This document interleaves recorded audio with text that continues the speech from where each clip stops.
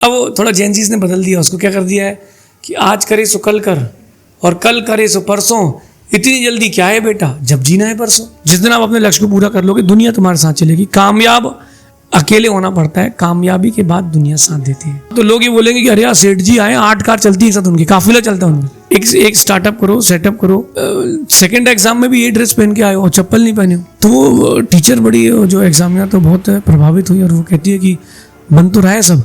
मैंने कहा मैडम ये क्वेश्चन नहीं बन रहा है। तो दूसरे बच्चे से पूछ के आई, एक फिल्म आई थी ना, आप कहते उसको झुकेगा नहीं, हाँ पुष्पा। तो उसने एक बात उस फिल्म में कही थी, वो ही माइंडसेट होना चाहिए। आज मैं जानता हूँ मेरे लोगों को, मेरे फ्रेंड्स को जानता हूँ जो महीने का 6-7 लाख रुपए भी जॉब से कमाते हैं।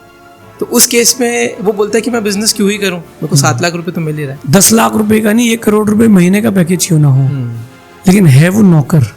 तुम अगर 100 रुपए दिन भी कमाते हो तो तुम मालिक हो। आप नाम बदल लो, जॉब सैलरी है तो वो नौकर ही ना। लेकिन मैं ये नहीं कह रहा कि नौकरी बुरी है, क्योंकि आज ना मैं देखता हूँ लोगों का माइंडसेट ना नौकरी को लेके और बिजनेस को लेके थोड़ा सा अलग अलग है ना। ठीक है, मैं कहता हूँ कि job is very good but business is best. Human tendency है कि उसको हर दिन पैसा दिखना चाहिए। बट इस साल भी प्रशासन ने हमें अनुमति नहीं दी 5वें टोक पर लाडू चढ़ाने की। आप लोग अंधे हो, जैन समाज से कह रहा हूँ, और आपकी आंखों में मिर्ची और डाली जा रही है ताकि तुम अगले जन्म में भी ना देख पाओ। मेरे कहने का अभिप्राय समझना, आपने वोट दिया, आपने नोट दिया, आप ही सबसे ज्यादा टैक्स पेयर हो और एट द एंड आपको ही दबाया जाता है। सीधा सीधा क्लियर है concept, government is not with you. मैं जैन समाज से क्लियर कहता हूँ, गवर्नमेंट आपके साथ नहीं है। सरकार आपकी ना सुन रही थी ना सुनेगी। धीरे धीरे आपके बाकी क्षेत्रों पर भी उनका, आपको जिस काम के लिए आप घर से निकले हो वो करो। ये प्यार मोहब्बत के लिए घर से नहीं निकले। प्यार मोहब्बत के लिए जितना समय दिया है टोटल वेस्ट है। इस चक्कर में नहीं पड़ो। देखो जिसकी लव मैरिज हुई वो भी बेचारा मरा है अभी जिसकी अरेंज मैरिज हुई वो भी बेचारा किचन में बाथरूम में पैक हो गया, ड्रम में पैक हो गया। हाँ, तो सबसे बेस्ट प्रोफेशन अगर लड़कियों के लिए कोई है तो वो हाउसवाइफ का है। प्रकृति ने हर किसी को कुछ न कुछ काम के लिए भेजा है ना। तो आदमी पैसा कमाने के लिए बनाया गया है और जो औरत है वो घर बनाने के लिए बनाई गई है। हाउसवाइफ ही रहना चाहिए। आपको नहीं लगता थोड़ा सा कंट्रोवर्शियल स्टेटमेंट? आज 21वीं सदी है, हर कोई फाइनेंशियली फ्रीडम चाहता है, हर कोई चाहता है कि एक लड़की के पॉइंट ऑफ व्यू से मैं सोचूं। किसी बुजुर्ग ने मेरे से बहुत अच्छी बात कही और मुझे यहाँ रह गई। उन्होंने कहा कि आज के समय में 15-17 साल का बच्चा रिलेशनशिप के लिए जा रहा है, पार्टनर ढूंढ रहा है। जब वो ढूंढ रहा है तो शादी कर दो उसकी उसी एज में। एक लड़का 1 करोड़ रुपए कमाता है, उसकी वाइफ 50-80 लाख रुपए कमाती है। फिर वो वाइफ कहती कि भाई तुम भी काम करो घर पे, मैं ही अकेले क्यों करूं। उन्होंने उस लाठी पर कील लगा कर ले गए थे और बहुत बेरहमी से मारा। तो मेरा मानना है कि अगर इतनी बेरहमी से मारना है तो वो जो रेपिस्ट है उसको सजा देते, जो लोग गलत काम कर रहे हैं उनको सजा देते। जो बच्चे हैं तो वो कहते हैं कि अपन को क्या करना, तो बोले इससे अपना क्या लेना देना। मैंने कहा जिस दिन तुम्हारा बच्चा हॉस्पिटल में एडमिट होगा और कोई बिना परसेंटेज वाला इंजेक्शन लगा देगा तुम्हारा बच्चा खत्म हो जाएगा, तब तुमको बात याद आएगी 2026 की कि हमको भी प्रोटेस्ट करना चाहिए। जिसको 57, 57 और 97, 90, 97 में अंतर नहीं पता वो देश कैसे चलाएगा। जिसको MEET की स्पेलिंग नहीं आती वो कैसे शिक्षा मंत्री बन पाएगा। मैं युवाओं से कहूंगा कि पॉलिटिक्स और सिविल सर्विसेज दोनों में आए तो वहां का गधा और तुम्हारा का होशियार बराबर हो गया। तो आपको मेंटली कितना ठग लिया गया। हाँ, भाग्य से मेरे को एक बात बताएंगे, भाग्य अगर हमको बढ़ाना है, अच्छा करना है तो क्या कर सकते हैं? आज आप देखेंगे कि जैन समाज में एकता की बहुत कमी है। जो हम तीर्थ रक्षा की बात कर रहे थे, किसी भी चीज को लेकर बोलेंगे तो वो एकता नहीं है। तो उस एकता को रखने के लिए, बनाने के लिए हमको क्या करना रहेगा? अब वो जो बेस्ट मूवमेंट था उस समय वो वहाँ था ही नहीं। आपने डिग्री की बात करी तो मेरी डिग्री पिछले 5 साल से कॉलेज में ही पढ़ी है, मैं भी लेके नहीं आया। मैं भी अपनी डिग्री कभी घर लेके नहीं आया, वहीं पढ़ी है। मुझे लगता है कि वो कागज है। तो हमारे यहाँ 3 वैन थी उस समय। तो मैंने अपने चाचा से पूछा कि ये अलग अलग कलर की 3 क्यों है। बोले लोगों को मालूम चलना चाहिए कि अपने यहाँ 3 है। तुम कहीं अगर कहीं जॉब करता है कोई आदमी और उसको निकाल दे कोई, यू आर फायर्ड, और वो कह दे कि मैं रिजाइन देता हूँ, रिजाइन करता। दोनों में अंतर है। अभी जैसे एजुकेशन मिनिस्टर थे, वो पहले रिजाइन देते तो इज्जत रह जाती। ओम इग्नोराय नमः, ओम दिलिताय नमः। तो संस्कृत प्लस इंग्लिश, ये विचार आपके मन में कैसे आया कि ऐसा कुछ होना चाहिए? अगर कोई मुझसे कुछ कहता है, खैर अब कोई कुछ नहीं कह पाता, लोगों की ताकत नहीं है। बिजनेस किसको करना चाहिए और जॉब किसको करनी चाहिए? बिकॉज हर कोई बिजनेस में अगर आ गया तो फिर जॉब कौन करेगा? एक बहुत बड़े साधु कहलाते हैं इनके यहाँ पर, उनको दिखता नहीं है। तो वो कहते हैं कि जैन बड़े एग्रेसिव होते हैं, आक्रमण किया उन्होंने भारत पर। जैनों ने भारत पर आक्रमण किया। मैं कहता हूँ आदमी को कम से कम आंखें नहीं है तो दिमाग तो होना चाहिए। फॉर एग्जाम्पल अगर आपने कोई चीज 100 रुपए की बेच रहे हैं, कस्टमर कह रहा है मैं 80 का लूंगा, 60 रुपए की आई है, लेकिन दुकानदार कहता है सब ऐसा है कि 80 का तो पड़ा है। हर किसी का यही डायलॉग होता है। तो मैं जब करता था मैं तो ये नहीं कहता था कि 80 रुपए का तो पड़ा हुआ है हमको, मैं कहता था कि 90 से कम का नहीं पड़ेगा। मैंने झूठ नहीं बोला है। मैं भी ईगो रखता हूँ, मैं किसी के सामने झुकता नहीं हूँ। अब कभी आप दुर्गा स्तोत्र पढ़ें, दुर्गा स्तोत्र में एक बात लिखी है, दुर्गा जी शंकर जी से कहती हैं, जो मेरे नाम पर बलि दे वो रौरव नाम के नरक पर तब तक रहे जब तक। एक 12 साल का लड़का जो बिजनेस करता था, MBA में गोल्ड मेडलिस्ट भी था, BMW लेने के सपना देखता था और एक दिन सब कुछ छोड़ देता है। हम बात कर रहे हैं मुनि श्री आदित्य सागर जी महाराज की। नमस्ते गुरुदेव, हमारे चैनल पे आपका तहे दिल से स्वागत है। ये पॉडकास्ट मेरे लिए बहुत खास है क्योंकि पिछले 4 साल से मैं आपको फॉलो कर रहा हूँ। आपके क्लिपिंग देख के मैंने भी अपना खुद का बिजनेस स्टार्ट करने का ट्राई किया, स्टार्टअप खोला। इसके बारे में हम आगे बात करेंगे कि उसके साथ क्या हुआ क्या नहीं हुआ। तो गुरुदेव, मेरा जो पहला प्रश्न है वो ये है कि आप बिजनेस करते थे, आप MBA में गोल्ड मेडलिस्ट थे और फिर एक दिन सब कुछ छोड़ देते, तो ये दीक्षा लेने का विचार आपके मन में कैसे आया? दुनिया में जहाँ व्यक्ति को सेटिस्फेक्शन मिलता है वहाँ वो रुकता है। हाँ, हजारों कपड़ों की दुकान एक ही मार्केट में है, हर रोज नई खुलती है, पुरानी बंद होती है जी। तो जहाँ व्यक्ति को सेटिस्फेक्शन मिलता है व्यक्ति वहाँ रुकता है। बिजनेस किया और पढ़ाई भी करी, सब कुछ देखा, लेकिन सेटिस्फेक्शन गुरु जी के पास था। That is why I am here. Guru ji के पास जब मैं रहा तो मैंने देखा कि दुनिया का सारा सुख एक तरफ, हाँ, और गुरु जी के साथ बिताया वक्त एक तरफ। तो फिर मेरा मन आया कि अपन सेटिस्फेक्शन की ओर चलें। फिर मैं यहाँ आया। जिंदगी का ये दौर बड़ा कठिन था क्योंकि सब कुछ डिफरेंट है। वहाँ की ABCD अलग है, यहाँ का A अलग है। फिर गुरु जी के प्रसाद से सब कुछ हो गया। मेहनत और समर्पण से सब होता है जी। तो इसी से मेरे को एक और दूसरा जो मेरा प्रश्न आता है वो ये आता है कि जब आप दीक्षा लेते हैं आपको सब कुछ छोड़ना पड़ता है, तो ऐसी एक कौन सी चीज़ थी जो आपको बहुत ज़्यादा प्रिय थी और वो आपको छोड़ने में बहुत ज़्यादा दिक्कत हुई? ऐसा कुछ था नहीं जो बहुत ज़्यादा हो। हाँ। फिर भी हम थोड़ा फूडी थे। अच्छा। तो उसके साथ यहाँ पर आकर के बहुत कुछ चेंजेस लाना पड़ता है क्योंकि वहाँ तो ये होता है घर पर कि जो चाहिए वो बनता है जी। यहाँ जो मिलता है उसको चाहना पड़ता है। करेक्ट। तो ये थोड़ी बहुत स्टार्टिंग में थी प्रॉब्लम जब मैं ब्रह्मचारी बना। आफ्टर दैट तो सब इट वाज वेरी इजी। तो आपने कहा आप फूडी थे, तो मेरा पर्सनल सवाल है कि आपको क्या कौन सी एक ऐसी चीज़ थी जो बहुत ज़्यादा पसंद थी? सब अच्छा। जितने हमारे पहचान के होटल वाले या ठेले वाले थे उनके सब भगवान थे। अच्छा। बट उस बाद में चीज़ रियलाइज होती है कि जिस ओर अपना मन जा रहा है वहाँ भटकाव है, सेटिस्फेक्शन नहीं है। सेटिस्फेक्शन आप जो आपका फेवरेट फूड हो आप कितने ही खा लो मन कभी तृप्त नहीं होगा। इसका मतलब साफ है कि भोगों में शांति नहीं है, शांति यहाँ योगों में है। बिल्कुल। तो आपने जब दीक्षा ली तो आपके घर वालों का क्या रिएक्शन था? पहला रिएक्शन क्या था जब आपने बताया कि मैं इस पथ पर निकल रहा हूँ? थोड़ा तो कसमकस रहती है। प्यार और वैराग्य में एक बार तो लड़ाई होती है। जी। तो मैंने सोचा कि लड़ाई पहले हो जाए तो अच्छा है। मेरा एक फ्रेंड था, उसका किसी से अफेयर था। तो उसने 5 साल तक अफेयर चलने के बाद घर वालों को बताया। तो 2-3 साल और लड़ाई चली, उसके बाद शादी हुई। मैंने कहा तू पहले ही बता देता तो ठीक था, तो जल्दी हो जाए। ये चीज़ है कि वैराग्य भी होता है, किसी को तो पहले ही बता देना चाहिए। हाँ। जब मुझे वैराग्य हुआ मैंने at that same day mother father से कहा। उन्होंने कहा कि देख लो, अगर तुम्हारे में ताकत हो तो करके देख लो। उनको विश्वास था कि ये नहीं कर पाएगा। हाँ। क्योंकि वो जो पैदा करता है वो जानता है सब कुछ। फिर धीरे धीरे अपने आप को ढाला। सभी रोते हैं, सभी कहते हैं, बट उनको पता था कि ये मार्ग सही है, तो उन्होंने भी सपोर्ट किया। मेरे मदर फादर वैसे ही पहले से रिलीजियस हैं। दोनों ने कभी आलू प्याज नहीं खाया। पूजन पाठ करना, चौके लगाना, गुरुओं को आहार देना, उनका स्टार्टअप भी लाइफ का इसी से था। तो कोई दिक्कत नहीं हुई। तो मैंने आपकी बहुत सारे पॉडकास्ट देखे इससे पहले भी, तो मैंने सुना है कि आपने 12 साल की उम्र में बिजनेस में कदम रख दिया था। तो ये आपको कैसे हुआ कि मेरे को बिजनेस में उतरना है? वो एक्सपोजर कैसे मिला आपको? जब मैं बहुत छोटा था तो हमारे फादर की लाइफ एकदम डिफरेंट थी। वो अपने नगर के सेठ कहलाते थे। फिर बीच में डाउनफॉल आया, वो प्रॉब्लम में आए। प्रॉब्लम में आते आते आते फिर उनको थोड़ा सा मुझे ऐसा लगा कि वो अब अकेले से हैं। और एक दिन दोपहर के समय मेरी माँ आँख में पट्टी बांध के सो रही थी। तो मैंने पूछा, माँ क्यों सिर दुख रहा है? आँख में पट्टी बांध के दोपहर में सो रही थी। तो मैंने पूछा आपका सिर दुख रहा है तो मैं दबा दूँ? तब मैं शायद 11.5 साल का होऊंगा। तो बोले नहीं थोड़ा टेंशन है। मैंने कहा किस बात की टेंशन है? बोले भैया बड़ा है, दीदी बड़ी है, उनकी शादी होगी, अपने पास इतना ज़्यादा स्पेस भी नहीं है, बिजनेस भी नहीं है, कैसे क्या होगा? तो उस रात को मैं भी नहीं सोया। ओके। मैंने सोचा कि अगर कुछ करके नहीं दिखाया तो तुम सबूत किस बात के? तो फिर मैंने सोचा कि जब पापा बिजनेस स्टार्ट करेंगे तो मैं साथ में ज्वाइन करूंगा, और उन्होंने जब ज्वेलरी का बिजनेस स्टार्ट किया तो फिर मैंने उसको ज्वाइन किया। बहुत ही बढ़िया। और फिर आपने MBA में गोल्ड मेडलिस्ट भी आप रहे हैं, तो उस टाइम का सबसे बेस्ट मोमेंट आपके लिए कौन सा था? अब वो जो बेस्ट मूवमेंट था उस समय वो वहाँ था ही नहीं। ओके। और जब वो कैप उचका के हाँ, सेरेमनी करते हैं, के दिन जी। हाँ, तो वो जो जिस दिन वो डिग्री होना थी, हाँ। उस दिन मैं अपने मुंबई में अपने कारखाने में था, क्योंकि उसमें बहुत इम्पोर्टेंट एक वर्क था। ओके।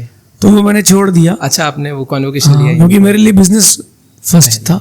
डिग्री तो मैंने, वो हर जैन बच्चे इसलिए डिग्री करता है कि वो कुंडली में नाम आ जाए लड़की वालों की, लेकिन लड़के ने बीच में किया, तो वो वैसा मैंने किया था। बट वो बाई लक सब चीज़ें होती गई। मैंने सोचा था कभी ना कभी एक बार तो टॉप करूंगा, बट फर्स्ट सेमेस्टर मैंने BBA का टॉप किया, और बाकी सेमेस्टर मुझे करना पड़े जी। नहीं तो लोग कहते कि पेपर मिल गया होगा ऐसा भी नीट का पेपर लिखो, उस टाइप से। तो मैंने फिर उसको आगे फिर और आगे से आगे एफर्ट किया, और MBA के 3rd सेमेस्टर तक मैंने किया। 4th सेमेस्टर के पहले वैराग हो गया, और मैं फिर गुरु जी के साथ चल दिया। आपने डिग्री की बात करी, तो मेरी डिग्री पिछले 5 साल से कॉलेज में ही पढ़ी है, मैं भी लेके नहीं आया। मैं भी अपनी डिग्री कभी घर लेके नहीं आया, वहीं पढ़ी है। मुझे लगता है कि वो कागज़ है मेरे लिए, और वहाँ जो ज्ञान मिला है वो मेन डिग्री है, वो नॉलेज है। क्योंकि जी। मतलब इस बात पे मैं बहुत आपसे रिलेट कर सकता हूँ। जो मेरा नेक्स्ट प्रश्न है वो यही है कि आपको BMW लेनी थी, तो उसका क्या किस्सा है, आप थोड़ा मेरे को बताएंगे? जब मैं बहुत छोटा था, मैं 4 साल का था, 5 साल का जी। तब उस समय किसी के पास कार नहीं होती थी, 90s 89 90 में। ओके। तो हमारे यहाँ 3 वैन थी उस समय। तो मैंने अपने चाचा से पूछा कि ये अलग अलग कलर की 3 क्यों है? तो बोले लोगों को मालूम चलना चाहिए कि अपने यहाँ 3 है।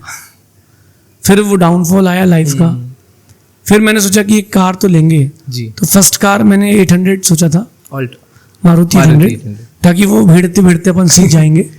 और सेकंड तो अपन फरारी या BMW लेंगे, बिकॉज कोई भी काम छोटा सोचो तो छोटा होता है। जी जी। अगर आप सोचो कि सस्ता माइक ले लूं, हाँ, तो आप उतने पैसा जोड़ोगे। आप सोचो कि टॉप क्लास लेना है तो आप उतना पैसा जोड़ोगे।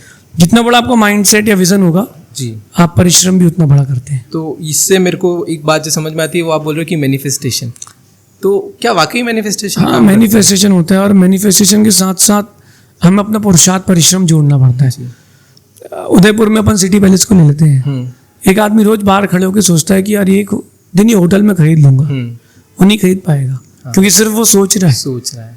उसको करना भी तो पड़ेगा, एग्जीक्यूट करना पड़ेगा। दिन में आधा घंटे का मैनिफेस्टेशन, 15 मिनट का मैनिफेस्टेशन बहुत अच्छी बात है। दिन में एक बार अपने गोल के बारे में सोचना बहुत अच्छी बात है, बट उसके लिए पुरुषार्थ क्या किया है, बात ये थी। तो पुरुषार्थ पर ज़्यादा जाना चाहिए, मैनिफेस्टेशन उससे चलता है। क्योंकि ये मैं आपको बोल रहा हूँ ना, मैं आपसे रिलेट कर सकता हूँ। मेरी डिग्री 5 साल हो गई, मेरा भी मन में मेरी इच्छा है कि मेरी पहली कार रेंज रोवर होनी चाहिए। और मैंने भी यही सोच रखा था, घर वालों को यही कहा था कि मैं पहले ऑल्टो 800 लूँगा, मारुति नहीं थी, ऑल्टो लूँगा, ठोक ठोक दूंगा तो क्या ही हो जाएगा 5 लाख की कार को, और फिर रेंज रोवर लूँगा। अच्छा, रेंज रोवर कितने की आती है? 2 करोड़ समथिंग। तो मेरा सोचना है कि तुम अपना विजन बदलो। ओके। कैसे बदले? 2 करोड़ की गाड़ी लेके चलोगे तो एक ही गाड़ी है। हाँ। 25-25 लाख की 10 गाड़ी लेके चलोगे तो तुम सेठ कहलाओगे, नगर सेठ की। सेठ जी आए जी जी, कि सेठ जी आए, गाड़ी खड़ी करने जगह नहीं। अब सेठ जी कौन से नंबर की गाड़ी से उतरते पता नहीं।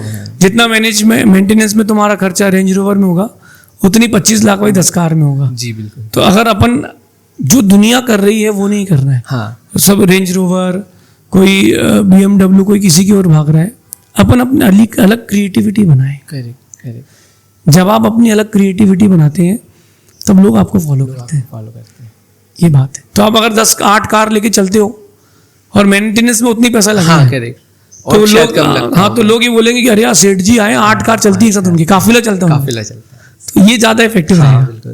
क्योंकि कार एक तो आप 2 करोड़ की कार ले रहे हो, उसमें खुशी है, आपको खुशी है, बट हर बार आपके आगे पीछे 8-10 गाड़ियां घूम रही है, तो आपको ज्यादा लोगों की जरूरत नहीं, लोग अपने साथ ही चलेंगे। हाँ बिल्कुल। आपने बताया कि कॉलेज के लास्ट सेमेस्टर 4th सेमेस्टर में ही आपको लग गया कि मेरे को अब इस पद पे चलना है।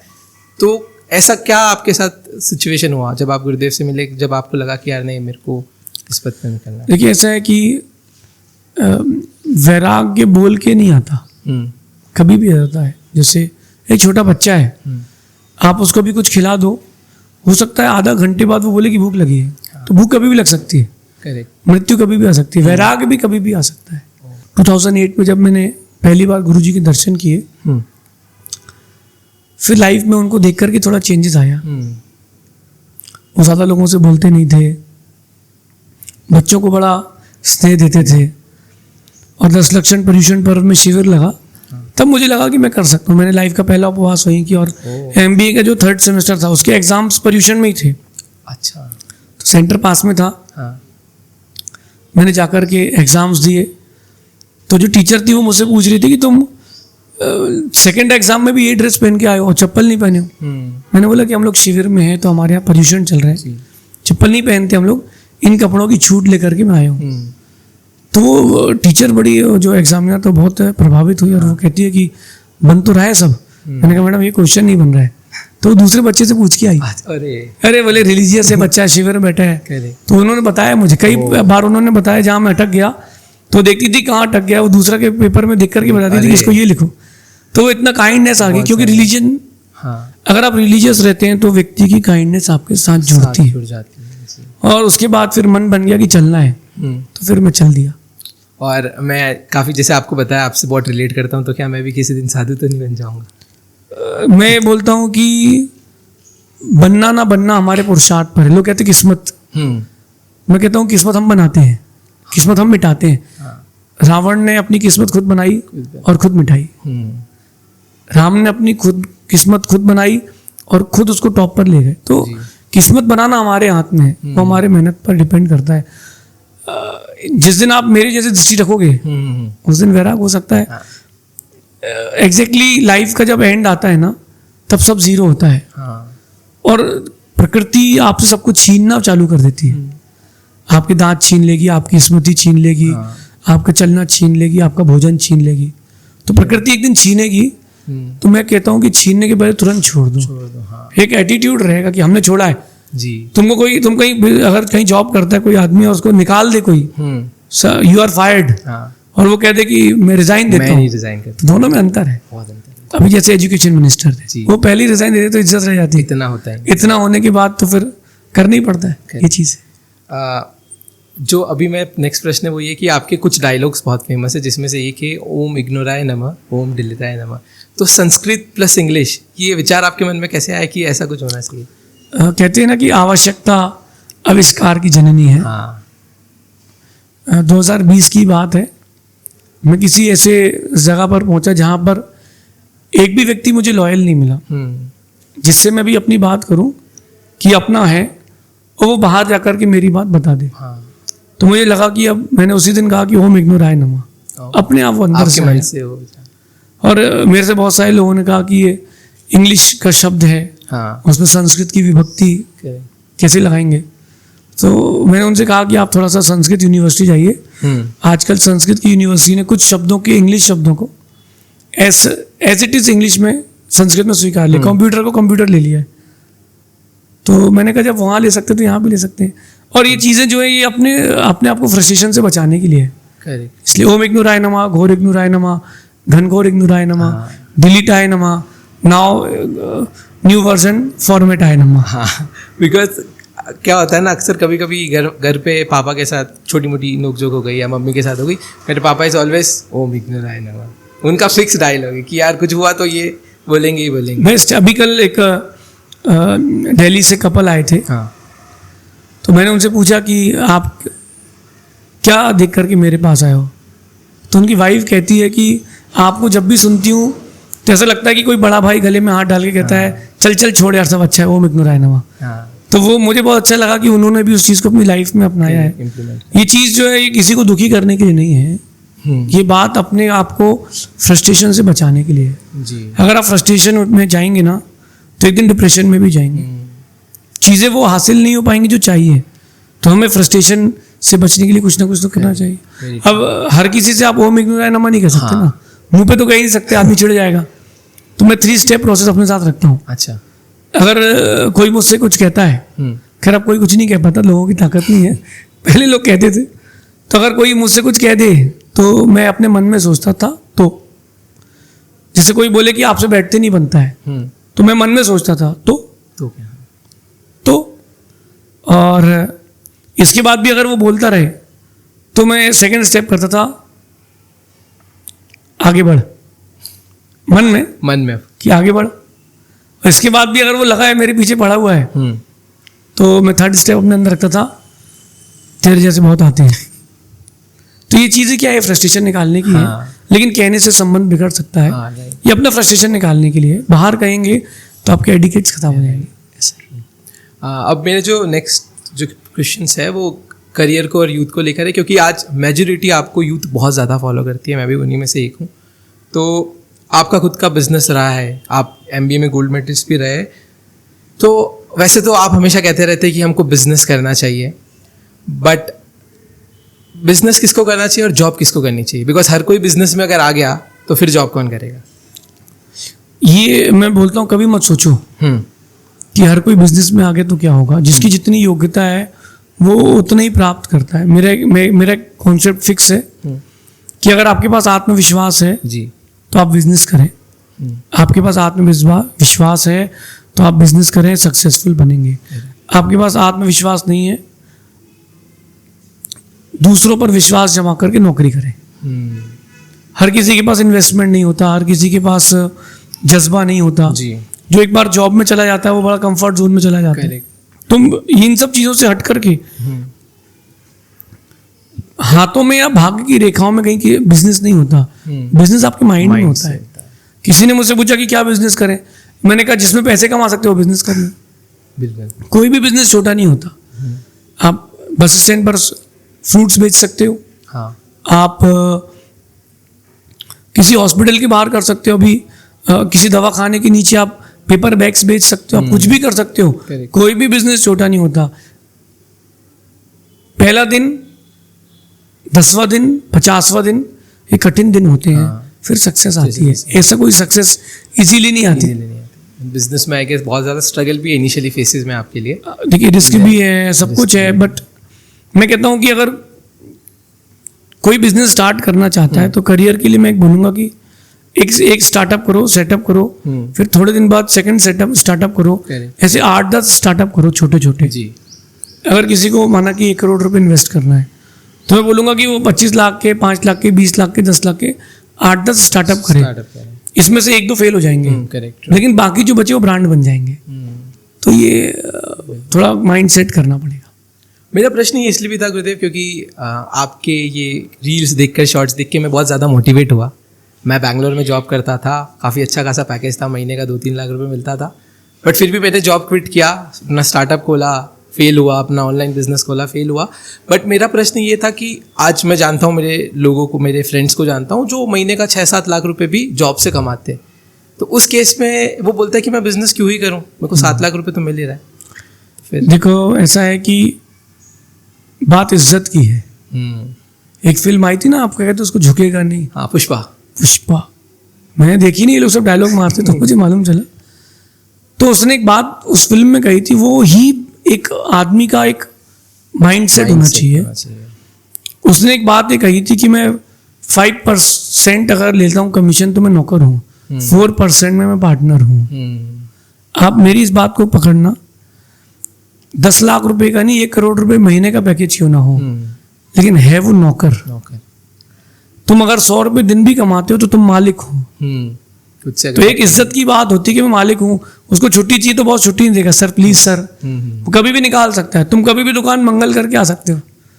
तो मैं ये सोचता हूँ कि पैसा बड़ा नहीं होता, इज्जत बड़ी होती है। मेरे को भी उषा कंपनी से एक बार ऑफर आया था, जब मैं BBA के फर्स्ट सेमेस्टर में टॉपर था, बट मैंने कहा मैं नहीं कर पाऊंगा, मैं जितना आप दोगे उतना तो मैं नाश्ता ही करता हूँ। मैंने कहा इतना मेरे से नहीं हो पाएगा। वो बोले कि आपके एटीट्यूड अच्छा है, आपका पर्सनालिटी अच्छी, तो आप एक बार हमारी टीम में जरूर आए। जी। मैंने कहा नहीं, आप कभी आना चाहे तो हमारे ज्वाइन करें, मैं नौकरी प्रेफर नहीं करूँगा। पद्म पुराण जी में एक बात लिखी है कि आप स्वाधीन अगर जीवन जीना चाहते हैं, खुश, अंदर से खुश रहना चाहते हैं, तो आपको बिजनेस करना चाहिए। समय लगेगा, चीज़ें मिलेंगी। आज अपन ये पॉडकास्ट कर रहे हैं, एक दिन ऐसा आएगा कि आप किसी बहुत बड़े राजनेता का पॉडकास्ट कर रहे होगे, लोग आपको पैसा ऑफर करेंगे कि भैया मेरे साथ पॉडकास्ट कर लीजिए, तब तुमको मेरी बात याद आएगी कि नहीं, हमको अपना एटीट्यूड नहीं छोड़ना, हम किसी के सामने झुक के काम नहीं कर सकते।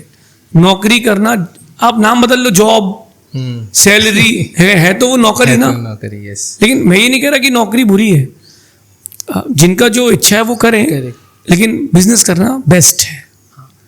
क्योंकि आपने जब बोला कि नौकरी से आपको कभी भी निकाल सकते हैं, तो जब मैं नौकरी करता था तो मैंने बोला कि मैं रिज़ाइन करना चाहता हूँ। वो एक अलग ही फीलिंग थी कि देखो, जिस दिन अपन मरेंगे, हाँ, तो मेरा कहना है कि जिस दिन अपन मरेंगे उस दिन सब छूटना है जी, तो अपन इज्जत के साथ तो जिए कम से कम। बिल्कुल, ये मेरा इतना सा कहना है।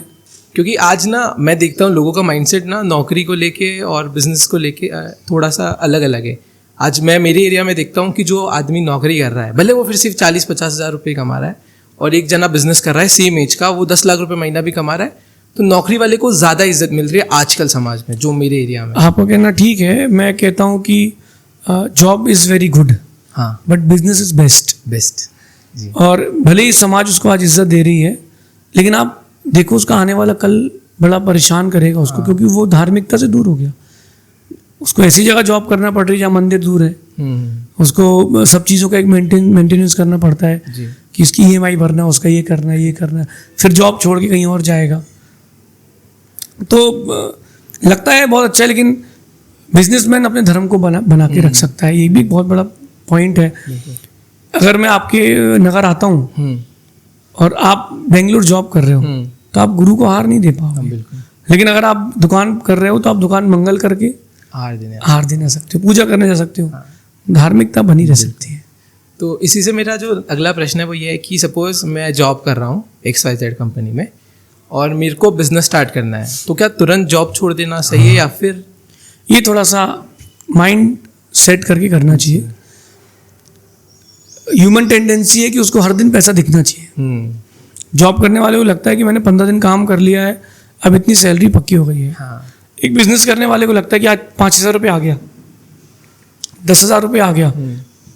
माना कि यूट्यूब चैनल से आपकी अर्निंग होती, तो अगर उसमें दिखता है कि $18, $25, तो ये ह्यूमन टेंडेंसी कि हर दिन पैसा दिखना चाहिए उसका। लेकिन मैं एक बात कहता हूँ कि अगर कोई जॉब वाले को बिजनेस की ओर स्विच करना है, तो उसको 365 डेज का प्लान लेना पड़ेगा। ओके, कैसा प्लान लेना पड़ेगा?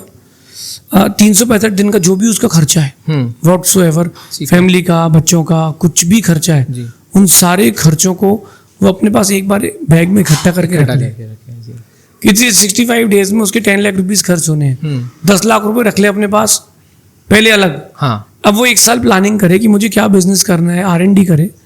अब इसके बाद वो बिजनेस के लिए उतरे।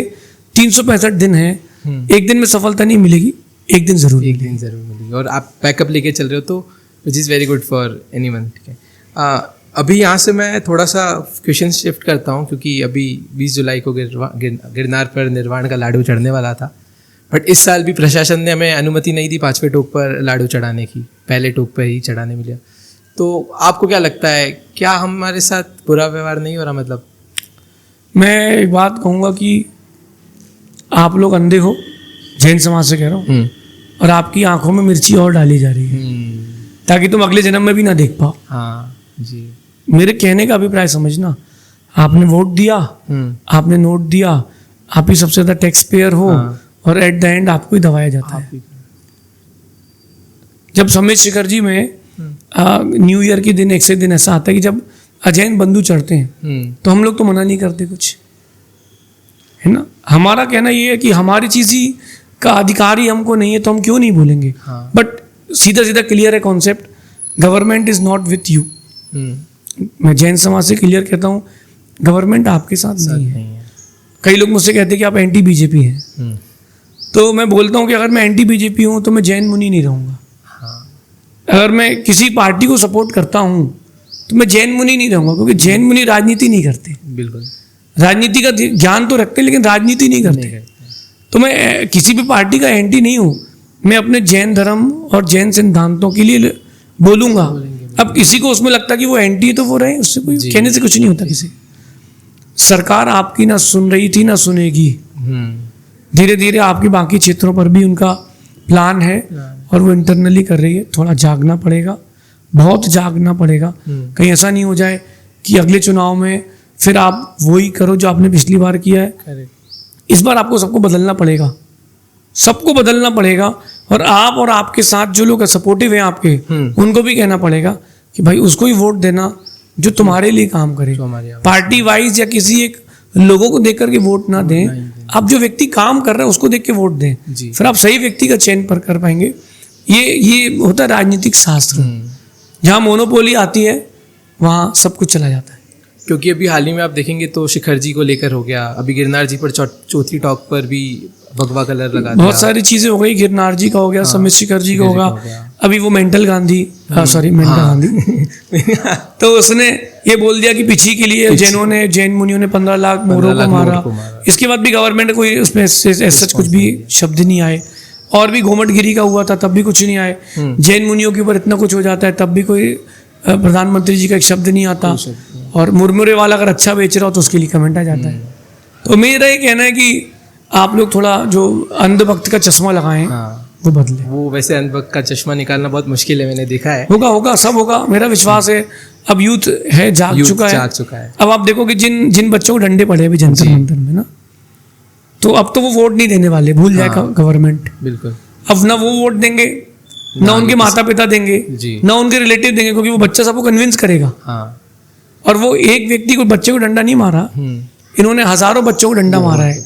मतलब एक बच्चे को मार करके उन्होंने हजारों लोगों को तोड़ दिया है। तो जिनके बच्चे वहां नहीं थे वो भी टूटे हैं। तो मेरे हिसाब से अगला जो चुनाव होगा इनको कम से कम 30 to 40% इनको वोट का डिफरेंस इससे जरूर मिलेगा। और मैं लोगों से कहता हूँ कि जो जैन है, अगर आपकी मांग पूरी ना हो तो आप थोड़ा सोच करके वोट दें। क्योंकि अभी पिछले 12 से 13 सालों के बीच में आप देखेंगे तो काफ़ी सारे हमारे तीर्थ हमारे हाथों से अभी सब गए हुए ही, आया कुछ नहीं है। एक बहुत बड़े साधु कहलाते हैं इनके यहाँ पर, उनको दिखता नहीं है। ओके। तो वो कहते हैं कि जैन बड़े अग्रेसिव होते हैं, आक्रमण किया उन्होंने भारत पर। जैनों ने भारत पर आक्रमण किया है। मैं कहता हूँ आदमी को कम से कम आंखें नहीं है तो दिमाग तो होना चाहिए। तो जैन क्यों आक्रमण करेंगे, जैन क्यों अग्रेसिव बनेंगे? जैनों का इतिहास ही पुराना है, जैन ही सनातन है। और भगवान ऋषभ देव में की चर्चा, कैलाश पर्वत की चर्चा, गिरनार की चर्चा, ये वेदों में भी आई है जी। इसका मतलब वेदों में आई है, मतलब हम पुराने हैं। तो ये चीज़ें हैं, किसी को लग सकता है कंट्रोवर्सी, बट हम अपने धर्म के विपरीत तो नहीं जा सकते। इसी से मेरे को एक और बात आई, मैं हाल ही में एक पॉडकास्ट दिख रहा था जिसमें एक जैन ही बंदा था, वो बोलता है कि जैन धर्म तो सिर्फ 700 साल पुराना है। बट फिर आपको नहीं लगता 20 साल बाद यही क्लिप उठा के बोल सकते कि ये तो देखो तुम्हारे जैन नहीं बोला? मैं एक बात कहता हूँ कि किसी एक जैन व्यक्ति की बात प्रमाणित नहीं मानी जाती ना। अगर कोई हिंदू कह दे कि मैं मुसलमान हूँ, तो उसके एक हिंदू कह देने से पूरे जितने हिंदू है मुसलमान नहीं होते। एक मुसलमान कह दे कि मैं जैन हूँ, तो उसके कह देने से कि पूरी कास्ट है वो सब, उस पर अपन ब्लेम नहीं कर सकते। एक व्यक्ति ने कहा है, और ज़रूरी नहीं कि उसका स्थान हो, किसी एक व्यक्ति कह देने से नहीं होता। जो जैन धर्म के साधु हैं, प्रमाणित हैं, ग्रंथ हैं, उनसे बात की जाएगी। अगर कोई ऐसा कहता है तो उसको भी पढ़ना चाहिए, मूर्ख है। बिल्कुल। अभी हम जैसे तीर्थ रक्षा की बात कर रहे थे गिरनार शिखर जी, तो हमारी बहुत सारी कम्युनिटी बनी हुई है, तीर्थ रक्षा कम्युनिटी एंड ऑल, बट वो कुछ काम नहीं कर रहे। तो आपको क्या लगता है उनकी गलती है ये है कि? मैं कहता हूँ कि जो लोग योग्य हैं उनको बैठने देते नहीं हैं। बिल्कुल। जो लोग योग्य नहीं है उनको बैठा देते हैं। ये जितनी कमेटीज होती हैं, मेरा ये मानना है कि 50 के ऊपर वालों को बैठने देना नहीं चाहिए। किसी को बुरा लगे तो आई एम सॉरी, बट मिच्छा में दुक्कड़म लेकिन 50 के ऊपर वाले को संरक्षक बनाना चाहिए। उनको परम संरक्षक बनाओ, उनकी एडवाइस लो। आपके हर काम में उनकी 5-5 एडवाइस होना चाहिए। आप कोई भी काम कर रहे हो उनकी एडवाइस ही होना चाहिए। लेकिन अब जोश युवाओं का है तो युवाओं को दें। अब युवाओं को स्थान दें। मेरा कहना है कि इतनी बड़ी बड़ी कमेटियाँ, तीर्थ क्षेत्र कमेटियाँ हैं जी, और भी बहुत सारी कमेटी हैं। समेत शिखर जी पर चप्पल जूते ही बंद नहीं करवा पा रहे, तब वो आगे जाके और क्या करेंगे? बिल्कुल। और आपने वही कहा ना कि 50 साल से ऊपर की एज के लोग नहीं होने चाहिए। और मैंने मेरे एरिया में देखा है कि युवा मंच बने हुए हैं, उसमें 60-60 साल के लोग हैं। वो फिर कैसे युवा मंडल हुआ? वो मतलब वो जो कम बची ना उसके हिसाब से युवा है। मतलब मेरा मतलब ये नहीं कि इन लोगों को ले ही ना, इनको एडवाइजरी मिले, इनको ज्यूरी मिले, लेकिन बट वर्किंग जो कमेटी है वो युवाओं की रखें। एक बात और कहता हूँ कि एक अच्छा नेता वो होता है जो अपने जाने के पहले पीछे की टीम रेडी करे। टीम रेडी करके। आपने धोनी को देखा होगा, उसने अपने रहते रहते 10 साल की इंडिया की टीम तैयार की है। तो जो अगला कैप्टन आए या कोच आए उसको भी ऐसे ही करना चाहिए, अपने रहते रहते आगे 10 साल का प्लान करके जाए। आप ये नहीं सोचे कि आप ही सब कुछ है, आपके पीछे भी बहुत कुछ है। और अभी जैसे आप बता रहे हैं ना कि हम जैनों को जागना चाहिए, और आप देखोगे तो कागजों में हमारा नंबर इतना नहीं है, 45 लाख कुछ समथिंग है। तो अभी जनगणना हो रही है सेंसस 2026-27 में, तो उसके लिए आप लोगों को क्या मैसेज देना चाहेंगे कि जिससे हमारे नंबर ज़्यादा से ज़्यादा लोगों तक पहुंचे? मैंने इस बारे में पहले बहुत कुछ कहा, फिर कहता हूँ, सीए, इंजीनियर, डॉक्टर, ये जो जितने प्रोफेशनल्स हैं इनकी आप जोड़ लोगे संख्या तो आप बोलोगे कि हर दूसरा इंसान जैनों में प्रोफेशनल है। 45 लाख की जनसंख्या बता रहे हो, मैं आपको ऐसे 40 जगह बताता हूँ जहाँ 1 लाख से ऊपर की जनसंख्या है। जबलपुर, इंदौर, ललितपुर, जयपुर, भिंड, और आप कर्नाटक, महाराष्ट्र यहाँ जाएंगे तो गांव के गांव जैन हैं। बिल्कुल।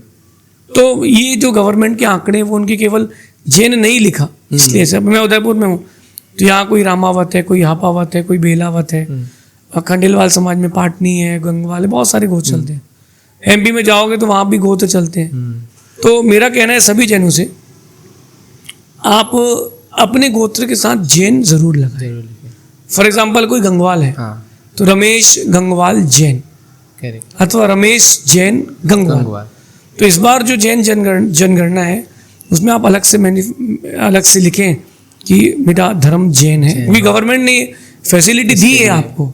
सेकंड बात, जो एक कॉलम और है भाषा का, उसमें प्राकृत जरूर भाषा, प्राकृत को लेके चलेंगे तो आपका नमोकार प्राकृत में है, सबसे पुरानी भाषा है, तो प्राकृत को भी अपन साथ में जनगणना में लेके चले, अच्छा रहेगा। और अभी मेरे को कल ही एक जने का कॉल आया उसका कि उनका कोई शायद मिलने वाला इस जनगणना के डिपार्टमेंट में है, तो बोल रहे थे कि इस बार ऐसा सुनने में आ रहा है कि शायद रिलीजन से जैन धर्म का नाम हटा देंगे और उसकी जगह सिर्फ हिंदू रखेंगे।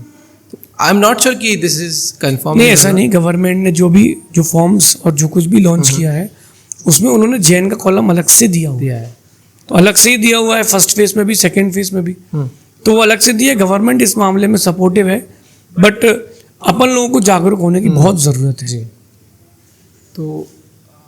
तो हमको अधिक से अधिक इस बार जनगणना में सबसे पहले तो पार्ट लेना ही बिल्कुल करना चाहिए। और मैं सभी से कहता हूँ कि हर एरिया वाइज अपनी आप जैन डिक्शनरी बनाएं, कॉलोनी वाइज, जिले वाइज, स्टेट वाइज आप अपनी डिक्शनरी जरूर बनाएं, ताकि अपने पास अपना भी डाटा रहे।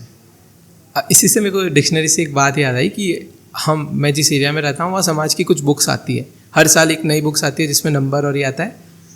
बट होता क्या है ना, पहले दिन वो लोग बुक देखेंगे, इसके बाद वो बुक शायद कचरे में पड़ी रहती है जिसमें भगवान की आपकी तस्वीर वगैरह सब है। तो इससे बड़ी आजकल डिजिटल जमाना है, आपको नहीं लगता डिजिटली हम इसको स्प्रेड करें? नहीं, डिजिटली करें और उसको फिजिकली भी रखें।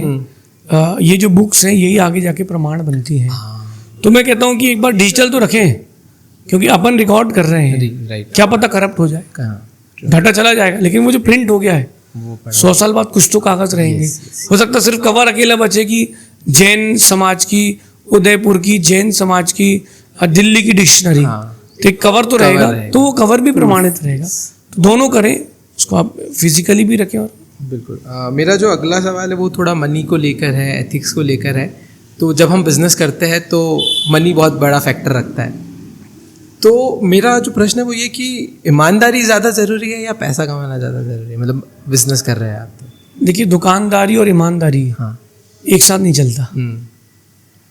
कोई भी ऐसा बिजनेस आप देख लो जिसमें ईमानदारी और दुकानदारी एक साथ चले जी, तो कहीं ना कहीं कुछ ना कुछ तो झोल चलता है। कोई इलेक्ट्रिसिटी चुराता है और कोई टैक्स चोरी करता है, कोई कहीं से कोई जीएसटी का टैक्स बचा कर करता है, क्योंकि गवर्नमेंट का इतना टैक्स आ गया है। आदमी 1 रुपये कमाता है तो 70 पैसे 60 पैसे तो वो टैक्स में चुका देता है। तो क्या करेगा? अभी गवर्नमेंट ने कंपनसेशन दिया है, जो नीट के बच्चे हैं सबको एक करोड़ रुपए का। तो गवर्नमेंट क्या, वो जो नेताजी अपने जेब से देंगे, वो तो टैक्स पेयर जो गवर्नमेंट के पास फंड है उसी में देंगे, तो उनको क्या प्रॉब्लम है देने में? तो मैं ये बोलता हूँ कि थोड़ा सा विचार तो करना चाहिए इस बारे में। अगर मनी को और इन सब की बात करें तो बिना अपन बेईमानी के व्यापार कोई नहीं कर सकता। इतना है कि किसी की जान ना जाए, किसी का बहुत बड़ा नुकसान ना हो। मैं वो बेईमानी को फेवर नहीं कर रहा हूँ, बट लेकिन नहीं कर सकते क्योंकि वो बहुत कठिन काम है। बिजनेस में कहीं ना कहीं कुछ ना कुछ तो करना पड़ता है। फिर भी हो सकता है कुछ लोग करते हो। नीतिकार एक बहुत अच्छी बात कहते हैं कि जो समुद्र होता है वो सिर्फ नदियों के पानी से नहीं भरता, उसमें नाले के पानी भी जाते हैं। बहुत ही सुंदर बात है ना। तो वो सब चीज़ों को अपन को कंसीडर करना पड़ेगा। कम से कम हिंसा बड़ी ना करें और इतनी बड़ी चोरी ना करें जिससे देश को हानि हो। जैन दर्शन देश को भी लेके चलता है और आपके व्यक्तित्व को भी लेके चलता है। मेरा ये मानना है कि पैसे से बढ़ के इज्जत होती है। तो अगर आपकी इज्जत जा रही है तो वो काम ना करें। तो मेरा प्रश्न ये इसलिए भी था क्योंकि मेरे पापा का भी शॉप है, बिजनेस है। तो कभी कभी मैं ऐसे दुकान पर बैठता हूँ, मैं सामान देता हूँ, तो कभी कभी ना आपको प्राइस बढ़ा के बोलना पड़ता है। कस्टमर को देख के लगता है ना कि यार शायद ये बहुत ज़्यादा पैसे कम कराएगा, और कभी कभी वो कस्टमर पूरा पैसा दे देता है। तो मेरे अंदर बहुत बार ये विचार आया कि यार पूरा लूँ या नहीं लूँ, गलत तो नहीं कर रहा हूँ। इसलिए मेरा ये प्रश्न। देखिए, 1 रुपये की चीज़ 100 रुपये में बेचना बुरा नहीं है। ये आपका बिजनेस है। हाँ। आपको कितने में बेचना है वो आपके ऊपर है। उससे सामने वाले को क्या लेना देना। अगर उसको महंगा लग रहा है तो वो कहीं और ले लेगा। बट झूठ बोल करके बिजनेस ना करें।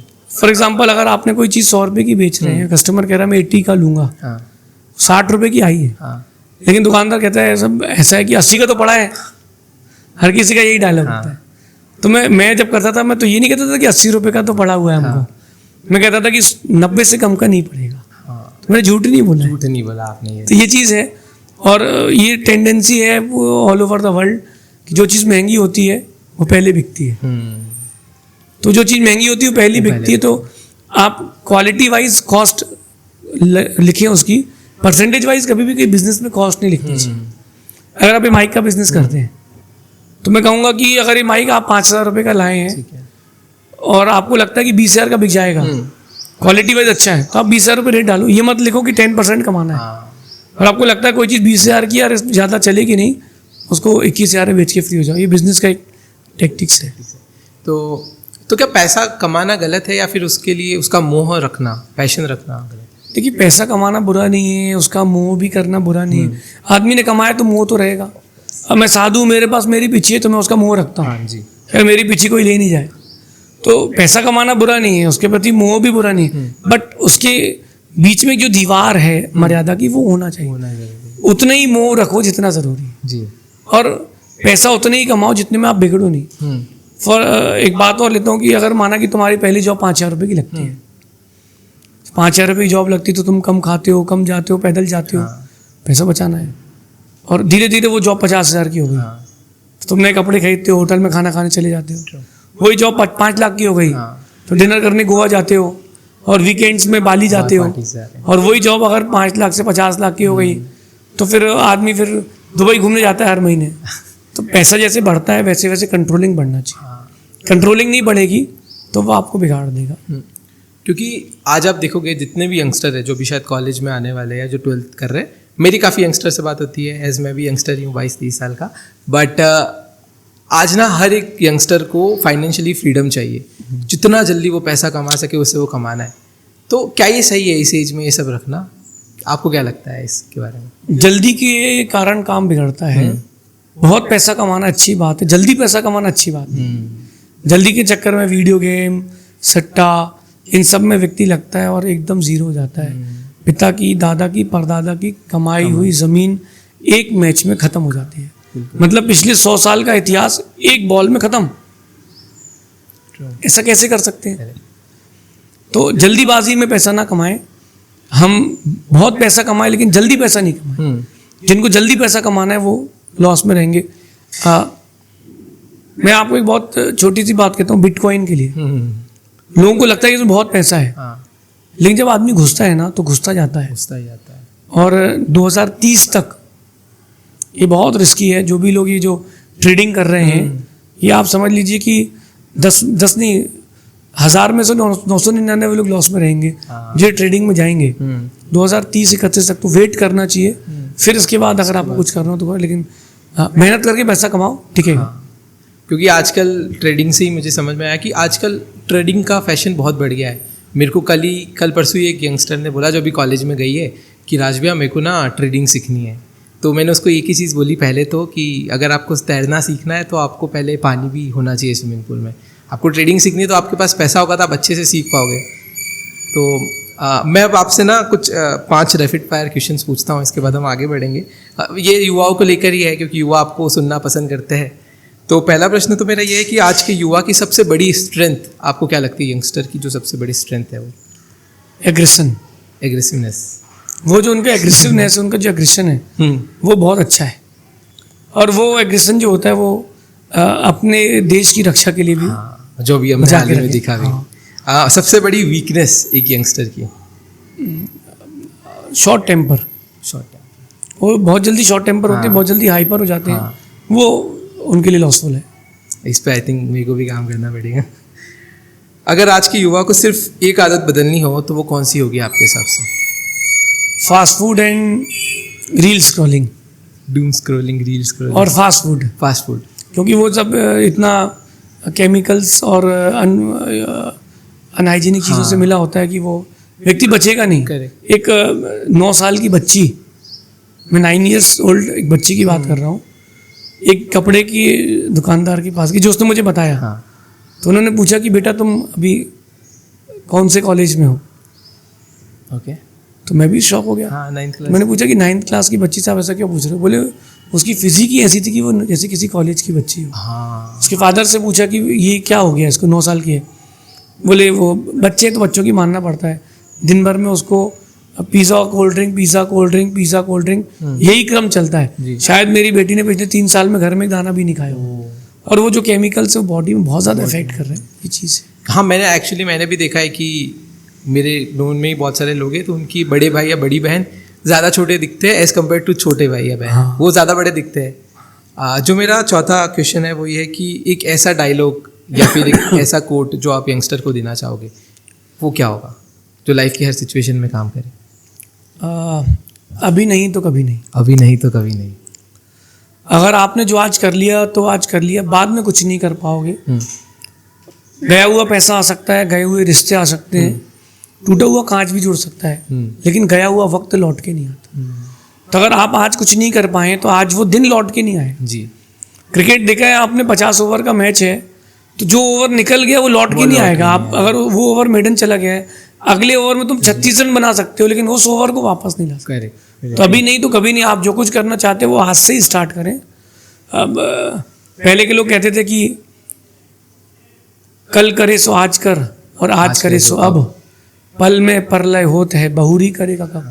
अब वो थोड़ा जैनजीज ने बदल दिया उसको, क्या कर दिया है कि आज करे सो कल कर और कल करे सो परसों।